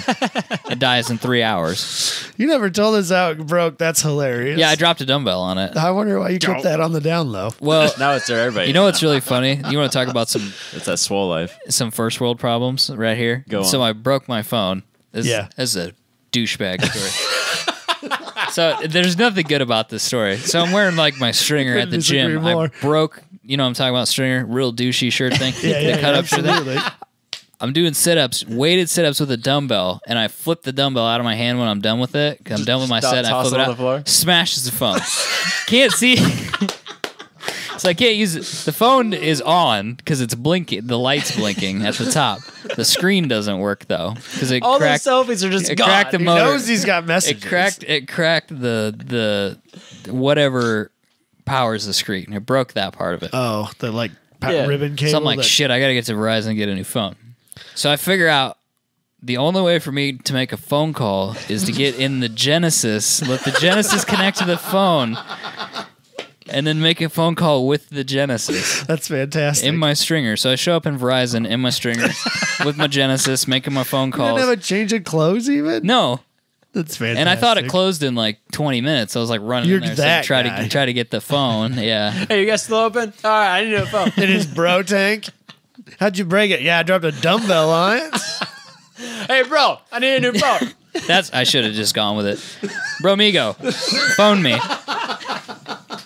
Hit me with that phone. That iPhone 10. I want to take a look at that. That's my favorite story of all time. Oh God. So I don't really have much to say about ChampCar after that. Great experience. Can't wait for another one. Yep. So everyone should go do that as well. There you go. So turn the Fiat into a Champ car? Okay. I got lots of spares already. It's surprisingly reliable. I feel like you'd have nothing but good luck with it. Could get fuel injection if I was that worried about it. Factory fuel. Actually, that'd probably be worse. No, I think, yeah, absolutely. That'd be worse for There sure. was a Volkswagen Scirocco in our class That's fun. that had the mechanical Bosch fuel injection. It was not fun. It's the same No, it thing didn't- for the it Fiat. didn't work well. Okay, so throw that away. We're not Yeah, doing I that. think Just Dual cars. If it's working, don't break it or don't. there was a guy that some of my teammates knew that had bought a seat in that car, and he was like, "Yeah, I don't know. It felt like it was like it should make more. I know it's like an '80s car, but like I feel like it should have made. Granted, this guy's got like a built to the hilt C5 or C6Z." Yep. So like he's used to like 11 billion horsepower, and he's in this Scirocco, 83 horsepower Scirocco. Right, yeah, but he's like, I know it's an '80s car, but like I feel like it should have made more power. And I was like, literally the only time where carburation is better is that Bosch fuel injection. Get that shit out of there. And carburetor's like wide open throttle. Yeah, he's like, it's not my car. I just won't buy another spot there. That's fine. So interesting. It's a different world. Sounds fun. Sounds expensive. yeah, we ended up in impound, which was an interesting experience. I didn't think anybody would look at the car. They did, and we were getting really nervous about it. We were like, They can call you on those shocks. yeah, because you got like the logbook sitting there, and people would be like hushed, like, hey, talking to each other, and they'd be like pointing at shit, and then they'd go grab the logbook, and they'd come and they were looking at the shock tower and shit, and they'd open up the logbook, and they'd look back at the shock tower, and like, here we go. This is it. end. This is the one. This is the moment I've been waiting for my entire life. Nope. We're getting deducted. Didn't say a thing. Well, there you go. Did you get a trophy? They got like this little bitty glass thing, but apparently ours got broken or lost in transit or something. So literally, we're the only team that didn't get a trophy during the trophy ceremony. Motherfucker. They took a picture of the guys with the little trophy. It's literally like 3 inches tall. Yeah. Josh is just holding it, and then they took it back from him. And they were That's like, rude. Can you write your address down on a piece of paper? And we'll mail it to you. I don't expect to see it. I owe you one itty bitty trophy. But like for winning the weekend overall, and I think they do overall in class and then over top 3 overall period. Yep. They have the coolest trophies. They have some artist that welds these fucking crazy detailed trophies together. That'd be cool. And they're like Teenage Mutant Ninja Turtles and the Predator. Oh, yeah. That would be sweet. There was He just does whatever he Predator. wants. Yeah. He builds like these cool like action figure style trophies. Metal art thing. Yeah, there was. I mean, I know Robbie won't be super into it, but there was like a Star Wars one. Lame. And TMNT was pretty cool. The Predator was pretty fucking awesome. Predator, very cool. Yeah, and then they have like a Spirit of the Event award that they give out to people who are seen like going above and beyond and helping other teams and stuff like that. And there's some child's charity that they donate money towards, and that charity makes the trophy, and it's a bike chain. It looked like some kind of chain that's like somehow probably welded or something like that into the shape of the track Oh, cool. Oh, weird. that you're racing at that weekend. It was really cool. That'd be cool. So it was their trophies are top notch, because that was stuff. the way it was at Iowa Speedway too. Very cool. So that's the hardware you want right there. Definitely. Next time Next time. we're coming for it. Oh, yeah. Do you know when you're racing again? Next year. Next year, not this year. No, it's not going to happen this Just year. planning ahead. Well, so now we know like the car 8 through tires needs more camber. So we're going to try and solve that without gaining too many points. We need to figure out a way to make the car a little more slippery, try and gain some fuel mileage. There's a few little underhood things I think we could do that won't give us points that we can do to gain fuel mileage.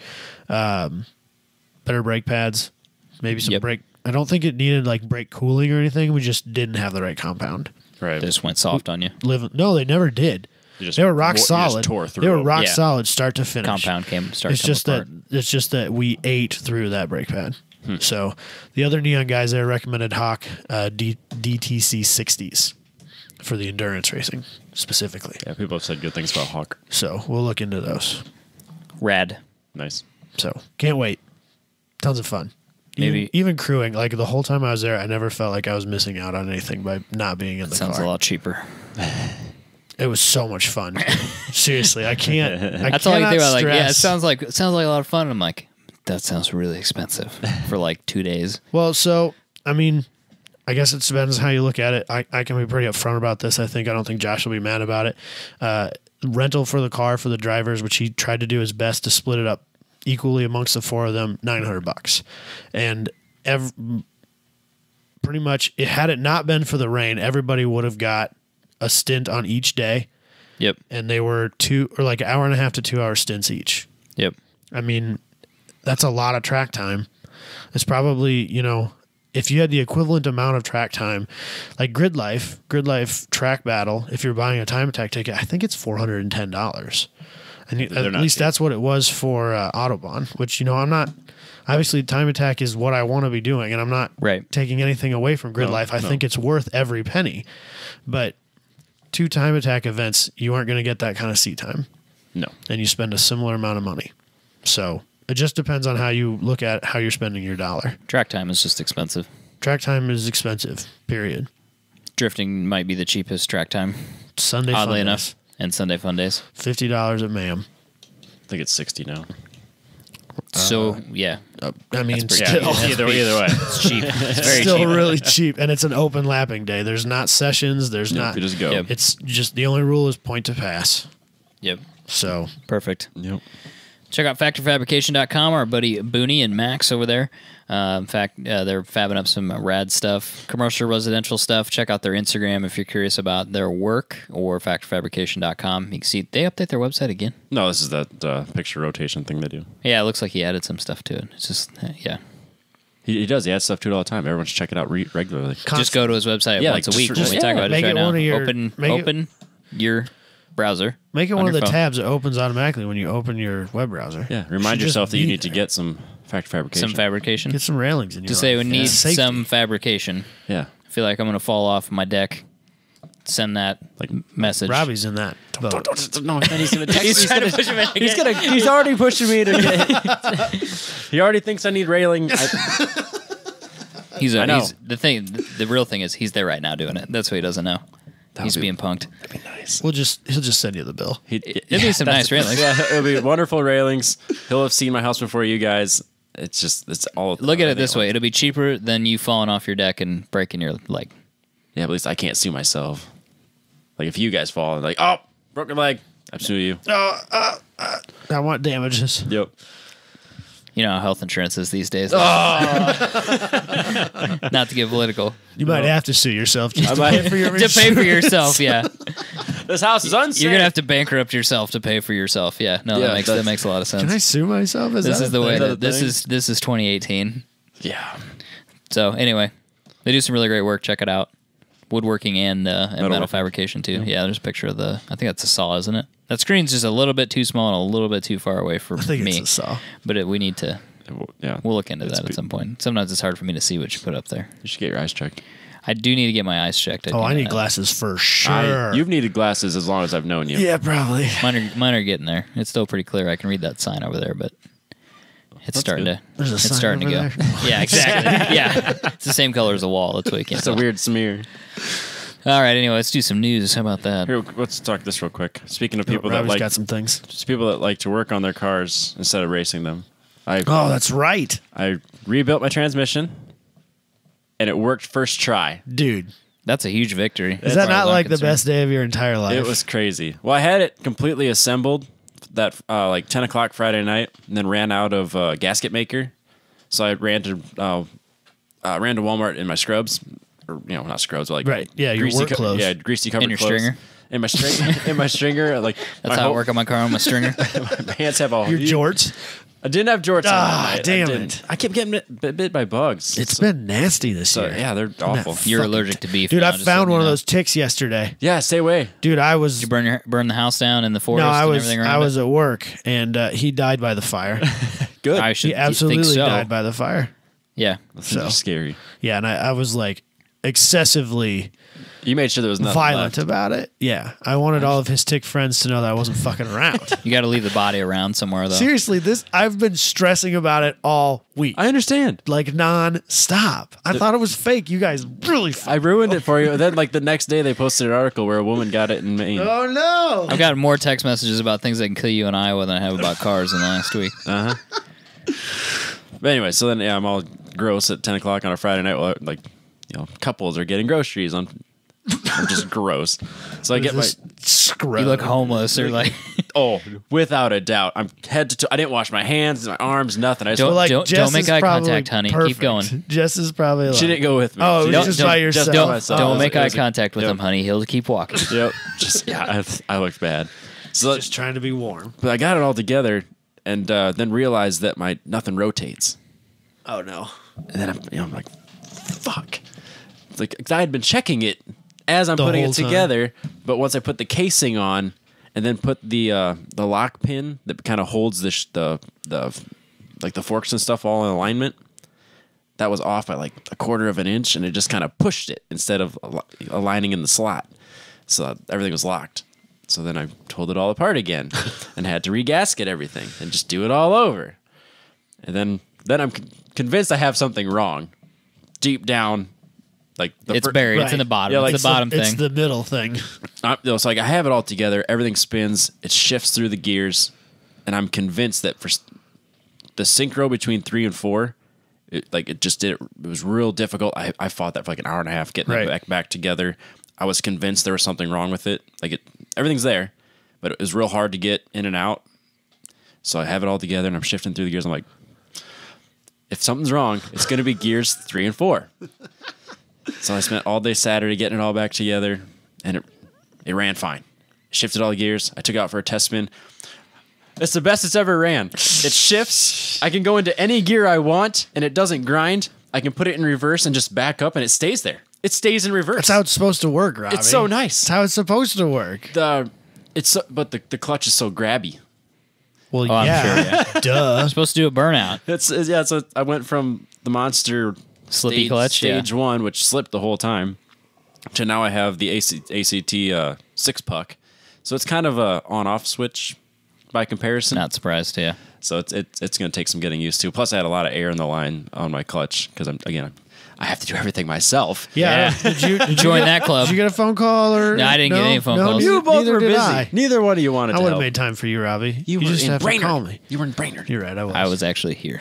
Oh, I thought you had. Just, I thought you were busy. I was working on his my house. house. Or Yeah, whatever. he's I was busy. working on my house. Certainly not drifting. Apparently. Yeah, he's busy. I was not Just drifting. missing out on friends and whatnot. No, it's cool. No, that's all right, Kevin. I thought we were cool, but it's totally okay. Probably just drove right by here and didn't. Yeah, I even bet stop. Kevin drove through Des Moines. But he was I know. like- I asked him, like, is anybody driving through Des Moines? And everybody's like, no. All right, cool. He Thanks, was- guys. It Lysol out the window the whole time, just in case. Just He may have driven around Des Moines. Yeah, like, he absolutely. drove up Better to safe- Ames, county roads over. better All right, safe than all right, sorry. we're good. Yeah, Yep. nope, no, back down again.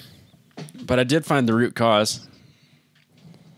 Do those pilot bushings look the same? Yeah, It's fine, man. That one on the left is good. Yeah, no, absolutely. The only There's no bearing in there anymore. yeah. So It's just a sleeve. the 98 Camaros have the pilot bushing with the needle bearing in it. So the only thing I come up with is that when they switched this out, however many clutches ago, they put it in backwards. So the input shaft was resting on the needle bearings.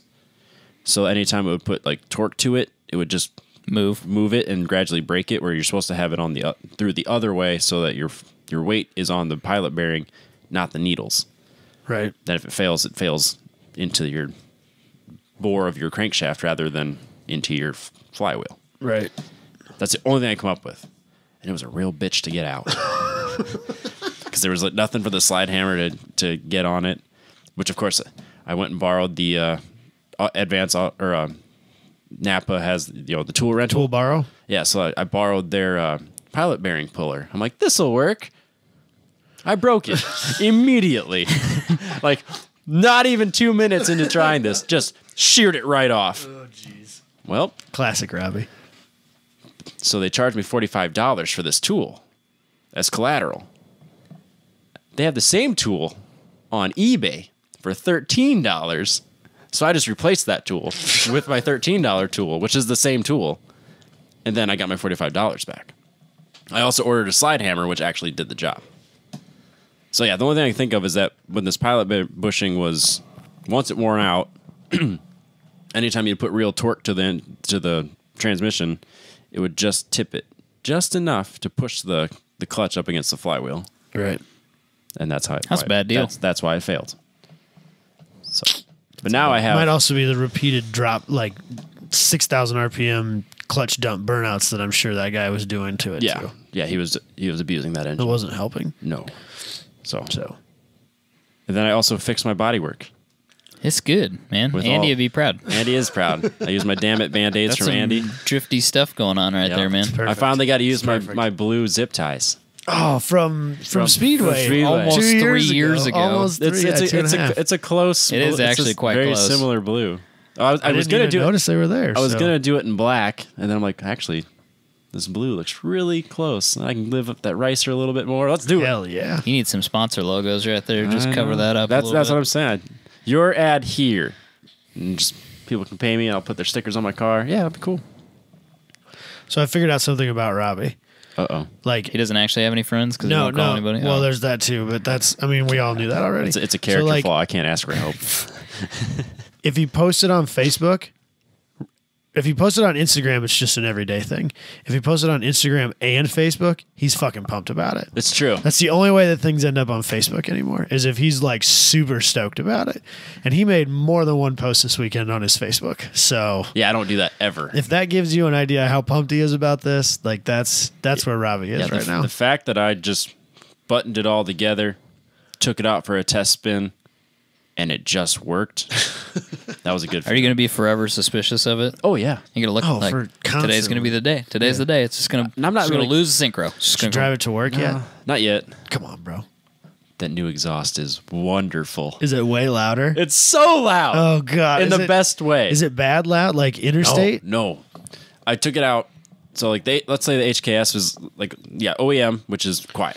Then you got HKS would be, like, we'll just say 50 decibels for the sake of argument. Okay. And then, Easy numbers. And then a Harley is 100 decibels. Okay. This is at 75 decibels. Okay. That's a good place to be. When you start it up, it goes vroom, and it's loud. Right. And then it idles at a reasonable level. And then when you get on it, it's loud. But it's not louder than a Harley, who I also met on the highway. I was like, oh, this is the perfect level of loudness. Look how happy he is. Decibels right are logarithmic, though. Like, so it's. don't- Are you talking linearly, or are you talking Whatever. Is it like a? This is linear for the sake of the For conversation. the sake of the conversation, we just had a scale of I mean, technically, 0 to 100. Technically, if you're 75 and the Harley's twice as loud, it's really only like 78. Yeah, so the Harley was way louder than you were, and before I don't even know if anybody could have heard the. There's no way they 240 would and have. 50 is 50 pretty, decibels. 50 is pretty quiet. Like, this is 50. This is where 50. We're just without the microphone. Then it's not a decibel. We're just talking about. Oh, you're just talking about linear. random It's a units. linear No, it's scale. it's the volume on your computer, 0 to 10. How about that? It's Veerhout decibels. It's VDBs. This amp goes to 10, and then when you turn it to 10, it's the loudest. That's what we're gonna go with, Why can't it be 11 though? because that one costs $2,000 more. Everybody knows that. That's fair. But anyways, so I'm back up and running. Hopefully, do race car things this week, boy. next week. There's like nothing going on. We'll figure something out. You go to Oskaloosa and autocross. That was about it. That's about it. There's also like a If only coffee there was run. like an event we had, like that we could have like scheduled and like We could have run we ourselves. could have run ourselves. Like how much fun that would have been. Twist the knife. Just do it. Also, if you're an insurance agent, I don't like you. Just saying. Just respond to your fucking emails. Ooh, aggressive. Hey, we customer service. You know, we learned it won't happen twice. it won't happen twice. Definitely won't happen happen twice. twice. If we decide to have an event, I might just buy the insurance that day. Like, here's my credit card. Yeah. Just buy the insurance, please. And then we'll announce it. Yep, it's Send already me bought. all I the will documents. Send we me will every have single document. signed documents before we make the announcement Yep. again. I can assure you of that. Yep, never again. So right. now that I know we can pull a crowd to pay for an event, I'm not as worried about that. It's not going to happen twice. Ariel has released a new Atom. Let me try that one more time. Ariel. Take two. Ready? Yeah. Marker. Click. Ariel has released a 320 horsepower Atom. These cars scared me. That is awesome. I think it's so cool. It's It's so good. cheap. So cheap. 55,000, Like in roughly. Yeah, right. In It's there cheap, somewhere. man. In the realm of like performance things, that's literally the But you greatest. have to look at it from the perspective of a British buyer. Right. If you have 40,000 pounds, what else can you buy for 40,000 pounds? That's nothing close to this, and Nothing like performance. this. I don't know what Nothing. a Corvette will cost. I think a Corvette's probably 60,000 pounds if I had to guess. Yeah, so, who knows? I mean, that's crazy. They're not equivalent. I mean, granted, it's a significantly more compromised car. Yeah, but like if I had that money and my options were a Corvette or that, I'd probably buy that. I don't Ariel. think it would not even be like a thought.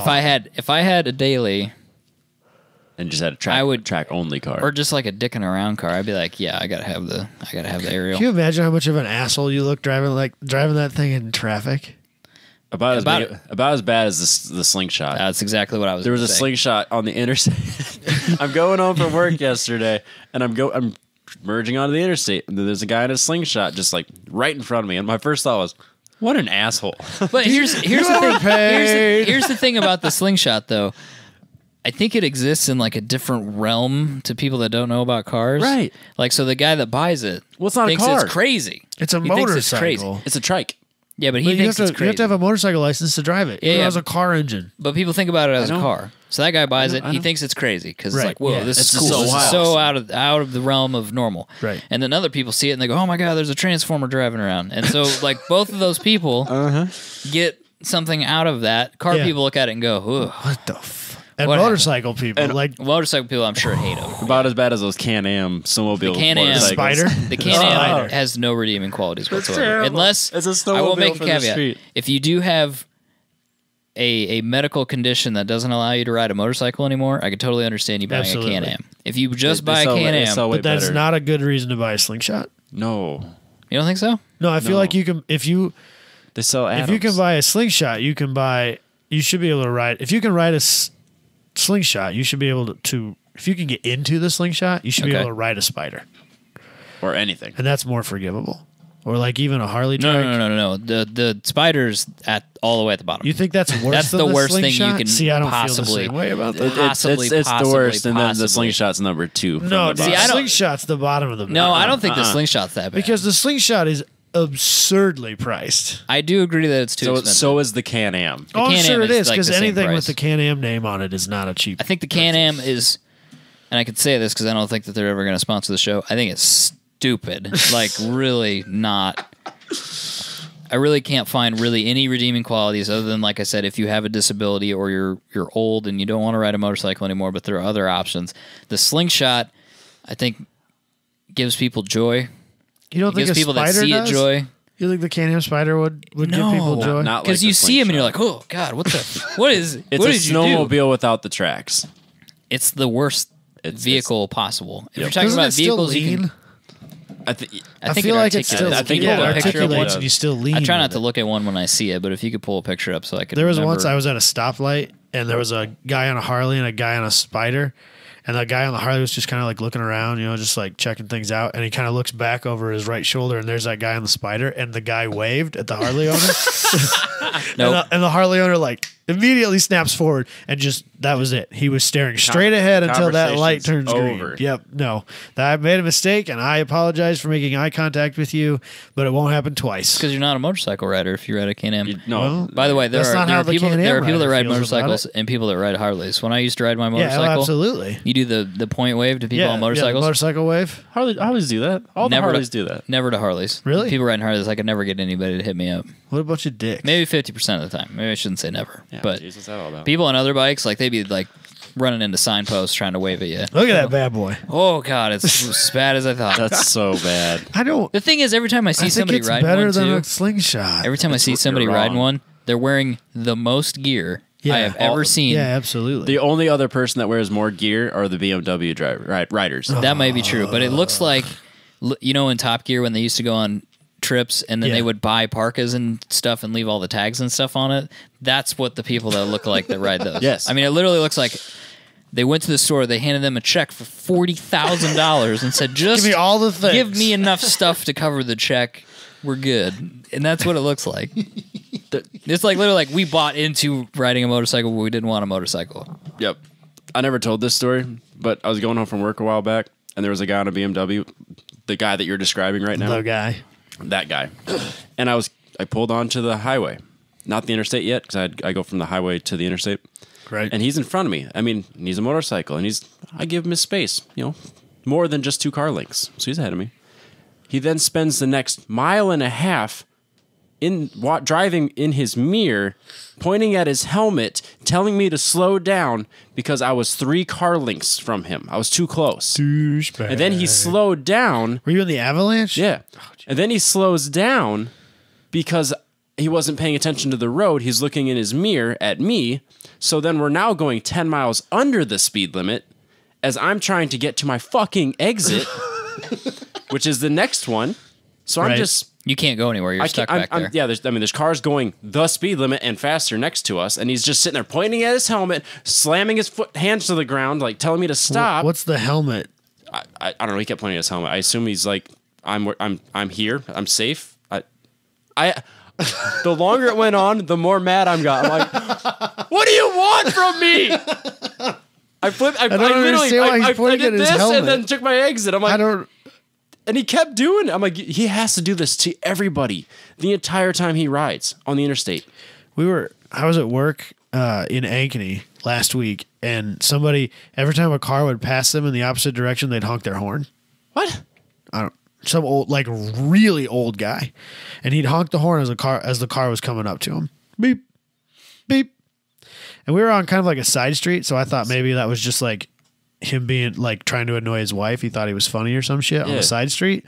But I had a guy on the other end of the run. We were trying to pull some cable in, and that was on a main road in Ankeny. And he was like, that dude's like honking his horn as he's driving around. I was like, yeah, he just drove by me too. I kind of figured he wouldn't be doing. No, he's basically laying on his horn all the way down Ora Labor in Ankeny. There's a median on that road. Yeah. Still doing it. What's wrong with people? Because I don't know, man. I legitimately double checked myself. I was like, was I tailgating him? I mean, I'm driving home from work. I understand. It like ruins your night, though. I'm still kind of mad about it. It's like, I can tell. I'm not an asshole. I don't tailgate on purpose or like a jerk. Right. I don't know if You have to go the speed limit, though. I wasn't speeding. I don't even get in the fast lane because I go one exit to the next. I just go with the flow. He needs to go the speed limit. I don't. I'm still befuddled by the whole thing. It doesn't make sense. Like I don't know what I did to that guy. I about ran him off the road after a mile of it. And I'm just like, you know what? I could get close. No, we're closing this gap now. I would have. I can get within 3 car You want to be a lengths. douchebag about it? We can be douchebags together. Maybe I need a bigger jacked up truck to really intimidate these guys. Like, Maybe. get out of my way. Awesome. So anyway, this Adam goes 0 to 60 in 2.8 seconds. Which is it's fast. Very fast. It looks cool. To me, seems very fast for a car that has a laughable windshield and no complete lack of windshield. Roll apparatus. Yeah, roll apparatus is the words I'm looking for. Well, it's got that little like induction canopy thing. That's made of fiberglass. It will shatter. It's fine, bro. I would take it to Travis and say, "Bro, make some stuff happen here so I won't die." Your singlet when you did that? Or? I could. Bro, me.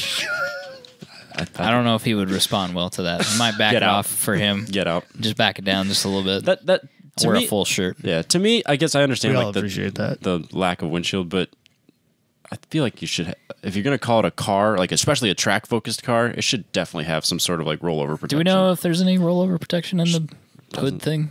The intake? It's not enough, even if it is. It would only be the driver if there is. True. It wouldn't even be the passenger. I think that's exactly what I would do. I would take it to a guy and say, "Hey, can you just take up some stuff for me here? Cage. Can you like Lotus 7 this for me, please? I need it to pass the broom test." Yeah. Like even just a roll bar. So, just just a bar. Something to make me bar with a brace feel like on I'm it. not going to die if this rolls. Yeah. Absolutely. Because 0 to 60 and 2.8 on a car with no roof and no protection is... I could live without the windshield, because you might wear a helmet. Full face helmet. It's not that big a deal. You can be that guy. Absolutely. I can live with that. Or even this windshield's kind of a joke. There's no point to it. Yeah, you it's might like be a surprised. 3-inch piece tall of perspex. It's like the windshield on a R1. I think you might be surprised. It's there. Yeah, it's there, but it doesn't. Oh, You'll never look through it. No, you won't be looking. It keeps a bug from hitting your chest. But it might when you're deflect when you're leaned over. laying on the gas tank. Yeah. Yeah. So 320 horsepower. I think Honda. they're calling this the Atom 4. Yeah, it's the Type R engine. Yeah? It's got the Honda Type R. It's a Honda. Civic Type R. It's a Honda Atom. The comment section was really funny on the drive. Was it? Yeah, or the Jalopnik article because everyone's like, why do they have a front wheel drive Atom? Because and just all Hondas are front wheel drive and just nobody got the joke. So everyone was commenting, it's clearly rear engine, rear wheel drive. No, it's Honda. It had way over their head. Maybe that's the trick now. Just go in there and do that shit. Just be that guy. Yep. Nice. I like Why it. would you make a front wheel drive rear engine aerial Atom? Seems way more difficult than it needs to be. Where would the drive? People are arguing legitimately. Where's the drive shaft? You're an idiot. That's amazing. Takes all kinds out there. Banks are suggesting investing in classic cars. Banks just want to take your money. I was wondering how long it would be till we got to this point, and We're ready for that recession, bro. We need to Here hook we that are. up. We need to correct the market a little bit. yeah, I'm all for it. The prices are so out of control. I have a real hard time thinking that's a trend that's going to We know keep going. the thing now, and I signed up for this. I think it's called Rally something. Anyway, I signed up for it because I was curious. So now what they do is this company, it's an app, and they'll buy a car. They'll buy like a Diablo, and then they'll split shares of it. We have talked about this, yes. Yeah, so that's the thing now. Like you didn't give them money, did you? No, I didn't. No, I was just curious how it worked. I wanted to be in the loop on just to, what they were doing. Like, but they were in like Wall Street Journal and all as this the stuff. ship goes down. Or Well, what? I'm just curious. They did reference it in the article, but like cars fall apart if you leave them alone. Like it's not a thing to, and when people buy like oh I buy, let's say you buy, cattle futures or whatever, that's like a speculative move. You don't actually own the cattle, right? You know what I mean? So it's not like. I guess somebody could come up with car futures, so you don't actually. Somebody still owns a car, and it's like a speculative thing. You could do that, but owning the car is a different thing. Even if you sent it to like that dealership we go to in Chicago and said like, "Hey, can you maintain this?" I mean, what's the storage and maintenance cost for the year? Because every time I see these articles, they're like they've appreciated 800% over 20 years, and you're like, okay, yes. How much did it cost me? How much did it cost? And the other thing, too, they talk about is like you need to have one that's documented. You need to have one that's been serviced by a reputable service. Yeah, or someone that's a renowned Porsche servicing that's been around for 60 years or whatever. And even like just one little thing. Yeah, like knocks 50 grand off it or whatever. Take a zero off. So... Sure. Yeah. Have at it, I guess. So if you can get the right car at the right price, I'm not saying don't do it, but we're talking about amounts of money that we'll never know. Well, I think like that they're looking cars they're looking at these like people look at like, Jackson Pollocks and stuff like that. Yeah, and it's not that. I'm not even convinced that it needs to be maintained and running. I don't know that owning a 250 GTO that hasn't turned over in 10 years makes it any less valuable as long as you have all the paperwork and pedigree. Yeah, it never has to turn over again. Right. I would disagree. It's being bought as a piece of art. I disagree completely. I personally don't agree with that, but I wonder if that's how it really is. That would be ultimately shameful. I don't disagree with that. I'm if 100% that is true, with you on that because the cars that were at the dealership, at least those guys they'd take them out, run them around the parking lot, and they were sitting on battery tenders. They were actually doing maintenance on them. They were doing maintenance on them, even though they weren't going anywhere. So people are doing that. That's really sad. And maybe I don't even want to know what that costs. To have them do that? To have them do that for your F40? And store it all or year. Your Zonda? 50 grand a year, 150 grand a Koenigsegg? year. It can't be worth it. No. It can't. Not has as an investment. No, it has to be like, I actually want this car. I just don't have a place to keep it. Yeah. So it's going to sit there. But those guys have told you, like, the person that owns half these cars has never even seen them. That's so weird. Yeah, the F40 he bought, and he's shipped it over there, and that's where it's sat for like the last, I don't know how many years they said, 5 years. He's never even looked at it. There's a real possibility that he's never even laid eyes on that car physically. That he probably bought it sight unseen. Oh, yeah, it was shipped delivered there, and there. he's never gone. That's a world I'll never understand, ever. I don't think there's anything I would own regardless of the price or my financial situation, that I wouldn't at least go and look at. Yeah, so something like, even if it's like a trophy, like to you, you'd still go and look at it, go sit in it. Don't you think? Take it around I'd the drive block. it. I'd rip it up and down the Well, I would hope so. Yeah, the road. absolutely. Like how I'd probably drive it every day. can I blow this motor up? Yeah. Because If I lived in Chicago and I was paying those guys like 100 grand a year to maintain that F40, I would probably drive it every day. Yeah, and if you blew up the engine, let them fix it. You can afford it. Who cares? Yeah. I don't think it makes it any less valuable. As long as you got documentation. What happened? I really don't think it makes it any less valuable. It might take a small hit That if you motor, blow the they engine just up, sold an F40 motor on Bring a Trailer, and it didn't go for a small sum of money. No, it did not. And there's only so many people that are interested in a motor for an F40, and it was not a stock motor. Because that was a motor that came out of the Land Speed racing car. The guy put a stock motor back in it, took all the parts that he had taken off of that motor and put it on this, which used to be like a showpiece in some Ferrari dealership. It's a running motor, but I don't think it's ever been in a car. It's so strange to me. So if you have $1 million with liquid assets, don't listen to us. Yeah, don't do that. Is that fair? Yeah, that's fair. I'm still not convinced you shouldn't listen to us, but I mean, I think you should. If a banker starts telling you should be buying a classic air-cooled 911, turbo 911, 930 something or another, just Diversify. Here's a better investment. Here, how about this? You take one of these cars, and then you start a YouTube channel, and then you rip that out, you tear up all the paperwork, and you put an LS7 in it, and you'll be hated by everybody. Be a millionaire in no time. You'll have so many fucking views. You'll have so many ads on your... for it. Yeah, it'll pay for this investment. Yeah, because YouTube's where you make the money these days. You can with 72 million views. Well, yeah, okay. Even if the comments are all negative, they're still views. I mean, it's a bold... It'll probably be trending. It's a bold stretch. Yeah, you'd be on... That would be on Jalopnik. I'd be on The Drive. Just saying. Robbie's not bitter about the I'd be the worst negative things. Worst rich person ever. Views of you. I guess. All right, shall we move on? Okay. Aston Martin has built the worst IQ I've ever seen in my entire life. The greatest. No, the greatest you gotta thing be ever. kidding me. Oh This my would be God, I so love much fun. Look at the fender flares. The fender It's flares the are bad. best part. Look at the ride height. It is I'll kind of allow- monster Look truck. at how it looks so stupid. It's so fast. It's It's got a... Who did this? So, Who did it? Aston Martin. Aston Q. Martin, Who at Aston Martin thought this was a good idea? a customer. All of them. A customer. Somebody Their paid them performance to do it. Their No. performance department. Wrong. Incorrect. The customer's always right, Michael. No, not in this case. Those fender flares are wrong. It's even a green car, and Adam good. loves it. Dude, I'm in love with this thing. I would drive it just the way it is. Uh-huh. You could put a V8 in a Signet without making it look like that. I don't I don't know That's if you not the could. point.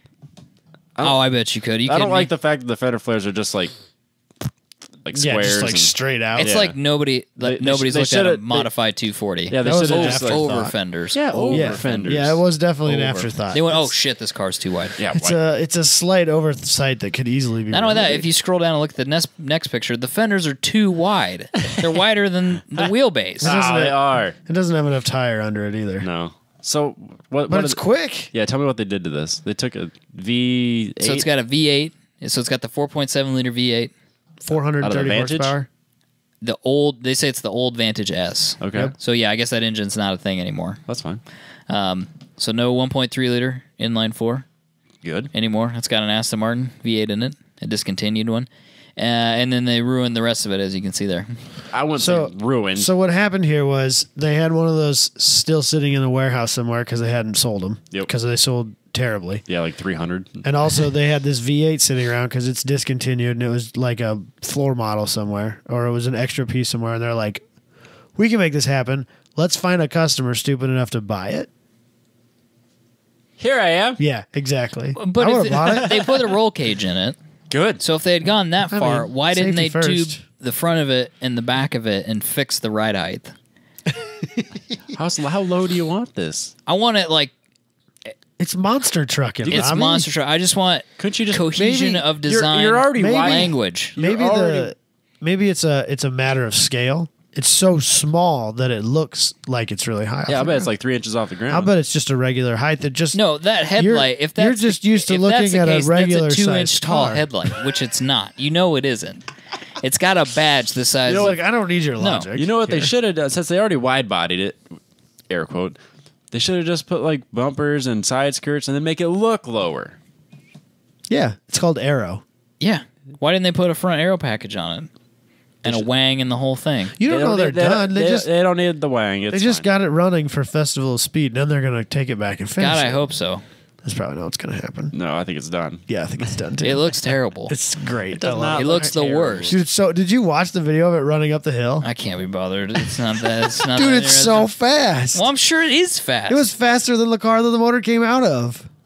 Yeah. Up Why the would- God, I hill. would hope so. What's it weigh? I don't know. It weighs 1,375 kilograms, which is not a helpful measurement in Iowa. Yeah, what's in It's American? 2.2 pounds per kilogram, so that's like 2,700, 2,800 pounds. So is the 240 Yeah, it weighs more than the RX-7 does. with the cage. With the cage and the RX, not only that, but the RX-7, yeah, it weighs 3,031 pounds. Oh, okay. So it weighs more than the RX-7, and I think it probably makes less torque. 360 foot-pounds of torque's all it makes. But it's This an is a useless object. but it's an Aston This Martin. is a useless object. You It's took a damn- car that was it's good. damn near the new You Camaro. took a car. You took a car that was good. And Being then the IQ. the IQ. Not the Signet. 'cause And you put an Aston don't Martin like the badge on it, Signet. which ruined it. And then you put a bigger engine in it, which ruined it. And then you put stupid side skirts on it, and you What is raised this- it like 3 inches. What does this world become? Engine swaps are always okay, for the record. Almost always. All- Okay.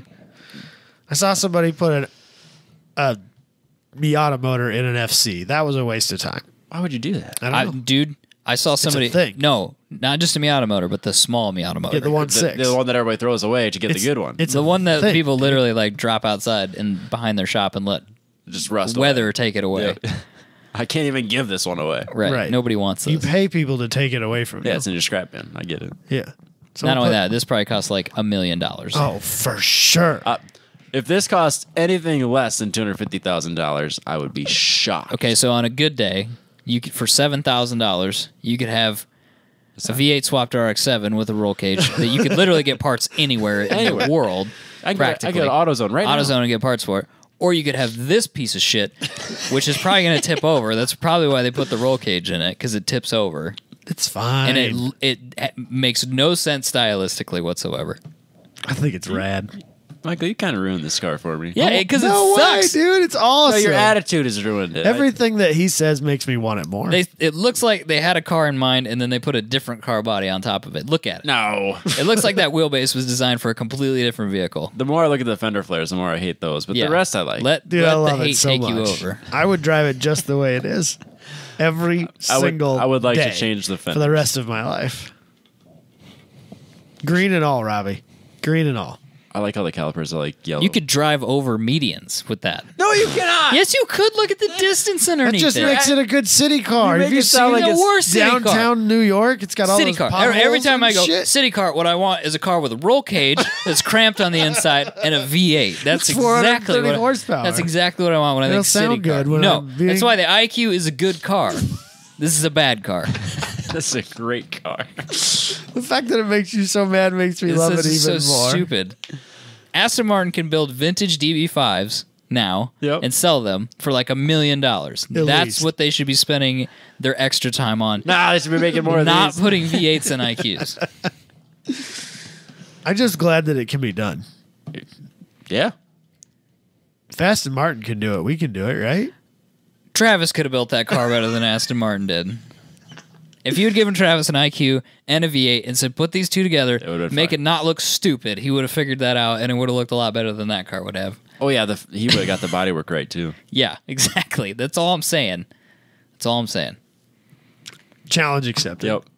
We'll buy Travis an IQ. IQ and a V8. All that YouTube money we're making. Heck yeah.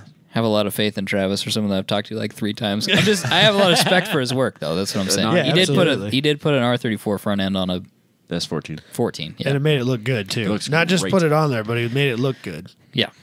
Which No, is no, And it's not even done. It still looks good. yeah, which is an accomplishment. All right. Drivers believe F1 has been made too accessible to fans because they are pesky and annoying, and they just get in the way of all of your Well, shit. yeah. Honestly, I can't believe they let fans do the fan walk and all that shit that they do. Well, I mean, it's not cheap. I mean, No. you have to be You either have to know somebody or it's a pretty, have to throw it's money a, around. It's a pretty low number thing. To be fair, when we were at the Iowa. ethanol-powered, The ethanol-powered IndyCar Iowa Corn 300! I want a corn cob hat for Robbie in the worst way. I still need to change that picture. I forgot to do it. when we were doing that, yeah, we were totally in the way. Like we were absolutely. down in the pits. We were totally. I mean, they're trying to tech cars. Yeah, your and- picture of them teching the car and then they're working on that car and you're right there. Yeah, it you was you can just literally like right. kick the wheel. It's like, hey, could have hey. stolen a snap-on wrench or whatever. I mean, it was right there. It's just going to take one person to screw it up for everybody. Yeah, I probably would. Somebody sues or whatever. Yeah. Because I don't think I signed any extra forms. I don't think I signed any forms. God, could sued all day long. You didn't sign a Jesus. waiver? You should I have don't think. tripped. I don't just think. sh- yeah, you I don't just think showed I up. signed a waiver. I want their insurance company. Yeah, I didn't We should sign a talk to waiver. that guy. Yeah. That's probably expensive. Oh, I don't even want to know. Yeah, exactly. You thought the That's tire problem. budget was out of control. Yeah. So anyway, Yep. fair enough. I can understand where they're coming from on that. Yeah, I can too. I understand, like, from a fan experience, I'm sure it's awesome to be in the pits at an F1 race Yep. or even be within spitting distance of a driver. But you got to remember, like, this, it's a race. They need to be focused. Like, it's a hot track. Get the hell away from them. I realize that it's a very different motorsport, but like, and so I don't know how you would make this work at an F1 style event, but NHRA does that best Okay. because staging lanes where the cars are pre-race, immediately before race, is closed off. I mean, that's just team members, drivers, that's it. But when the car is off track and back in pits, they put up a little fencing around the car, but you can stand like 3 foot away from that car and watch them. I mean, the mechanics and all that have plenty of room to work. You're held back by barriers, but there's plenty of room for everybody to work. But you're still close enough that you can, your eyes tear up from nitromethane, and like you get the whole experience. Right. And the driver can stand right there in the corner of the fence and kiss hands and shake babies and do whatever it is that drivers do. Yeah. And if that's too much, they can go in the trailer for a little while, but you don't feel like you're, oh, well, he's too good for me, because you're still right there next to the car. You're watching it all, but you're held back from it. There has to be a line, I think. And this is kind of a general statement too, because like it just seems that way with all of sports. Because like you got the NFL, that the tunnels go in the stadiums where you can't access that as a fan. Yep. Baseball's kind of the same way. Yep. Then you see every year fans get into it with pro basketball players because the tunnel is part of like the seating area. Yeah. So after a heated game, this team's walking through the tunnel getting heckled by fans. It's not uncommon for players to push fans or get into a fight, or understandably, someone takes it too far. If I had a bad game and someone spits in my face, because I'm sure that shit happens all the time, I'd snap too. Or someone says something super derogatory about your wife or your mom, which happens. Oh, I'm sure, because people are terrible. I mean, it's that fight when Ron Artest got into the crowd punching people. I don't know who that is. This is years ago, but like, what did they call that? No, whatever. It's like Christmas Day Massacre or some bullshit. Jesus. But like, whoa, I might be confusing a couple different ones, but like, I understand why the players where people think that they're allowed to do whatever they want because they're in a certain position, right? And then they're like, oh, they're the pros, they're not going to do anything. And then they keep pushing it until someone snaps, and then it's the player's fault or the driver's fault. No, that's ridiculous. So I totally understand why they would think that there's too much access. Some of the wording they use, like, oh, these guys need to be the heroes. They need to have that type of mystique, that distance. I mean, I think that's a little too far. Somewhat bullshit. You're taking that too far now. Yeah, like there's got to be a happy medium in there between like you're up on a pedestal and you seem completely unattainable and nobody can even like you just catch glimpses of the drivers as they're passing from the car into the green room, versus like, they're worried about their wallets getting pickpocketed out of their back pocket when they're walking, down pit lane. Obviously, they don't, but you know what I mean? Yes. Like, there's got to be a happy medium in there somewhere. Yeah, where like if they want to interact with the fans, they can just take 3 steps to the right and then go to the barrier. Yeah. But yeah, if they're just like mingling, walking around too close, like, if they can just like grab the hat off your head while you're just living your life, I think that's probably it needs to be first and foremost a race weekend, but you still need to cater to the fan. Yeah. So there's got to be a happy medium in there. Like, I've never been to an F1 race. I don't really know what the pit situation looks like. I just, there's got to be, I feel like NHRA does that really, really well. And I'm sure that more places could find that balance. Yeah. But putting yourself up on a pedestal and being a douchebag about it is not the right look either. That's how they described it. And I thought that was too far. Well, that's kind of what some of them do, though. Yeah. They're kind of little babies. Yeah. A lot of Formula One drivers are little bitches. I'm just saying. They're like... And now that's why they want to get away from everybody. If you'd like to set the record straight, contact us at 10tenspodcast@gmail.com. Yeah, we will talk to you over Skype. Tag your subject line as "I'm not a douchebag," and we'll get back to you. We'll just delete it because I don't believe it. We might talk. The Lewis Hamilton's like, "Yo, bro," like use "bro" in that context, right? Yeah, I feel like he would absolutely use the term he bro. can get away with bro. I feel like he might actually use bromigo in conversation. Bromigo. So if he hits us with the bromigo, then we'll have him on. Yeah. He and I can interact. We'll figure it out. We talk about like planes and stuff. Planes and he's vegan, so you guys can have that. Vegan so I guess we're not going to talk. Because it's a moral dilemma for him. Oh.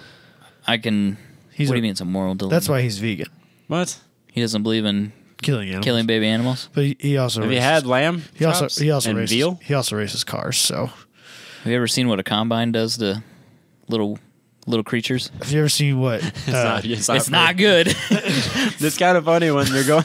It's kind of funny. When you're going through the field and all the animals are just running, and then you get to the end of the field, And they got nowhere and to then go. it's just like 30 animals just running into the woods. That's why my house is full of mice in the fall, because I have a cornfield across the street from my house. Yep, you get to the end of it, all the raccoons and like the foxes and the the coyotes, they just go running. Yeah, and then I end up with a bunch of field mice in my house. My kid comes around the corner with a dead one. Hey, I got one. My girlfriend loses her mind. That's what you need. Like, that's when you need cats. I have cats. The problem is that I have 2 cats, and one of them is a really, like, he's got that hunting instinct, but he's blind as can be, apparently. And the other one, like, he's real sharp-eyed, but he is the dumbest pile of cat you've ever seen in your life. So, like, between the 2 of them, they make a decent cat. Because, like, the one will see it.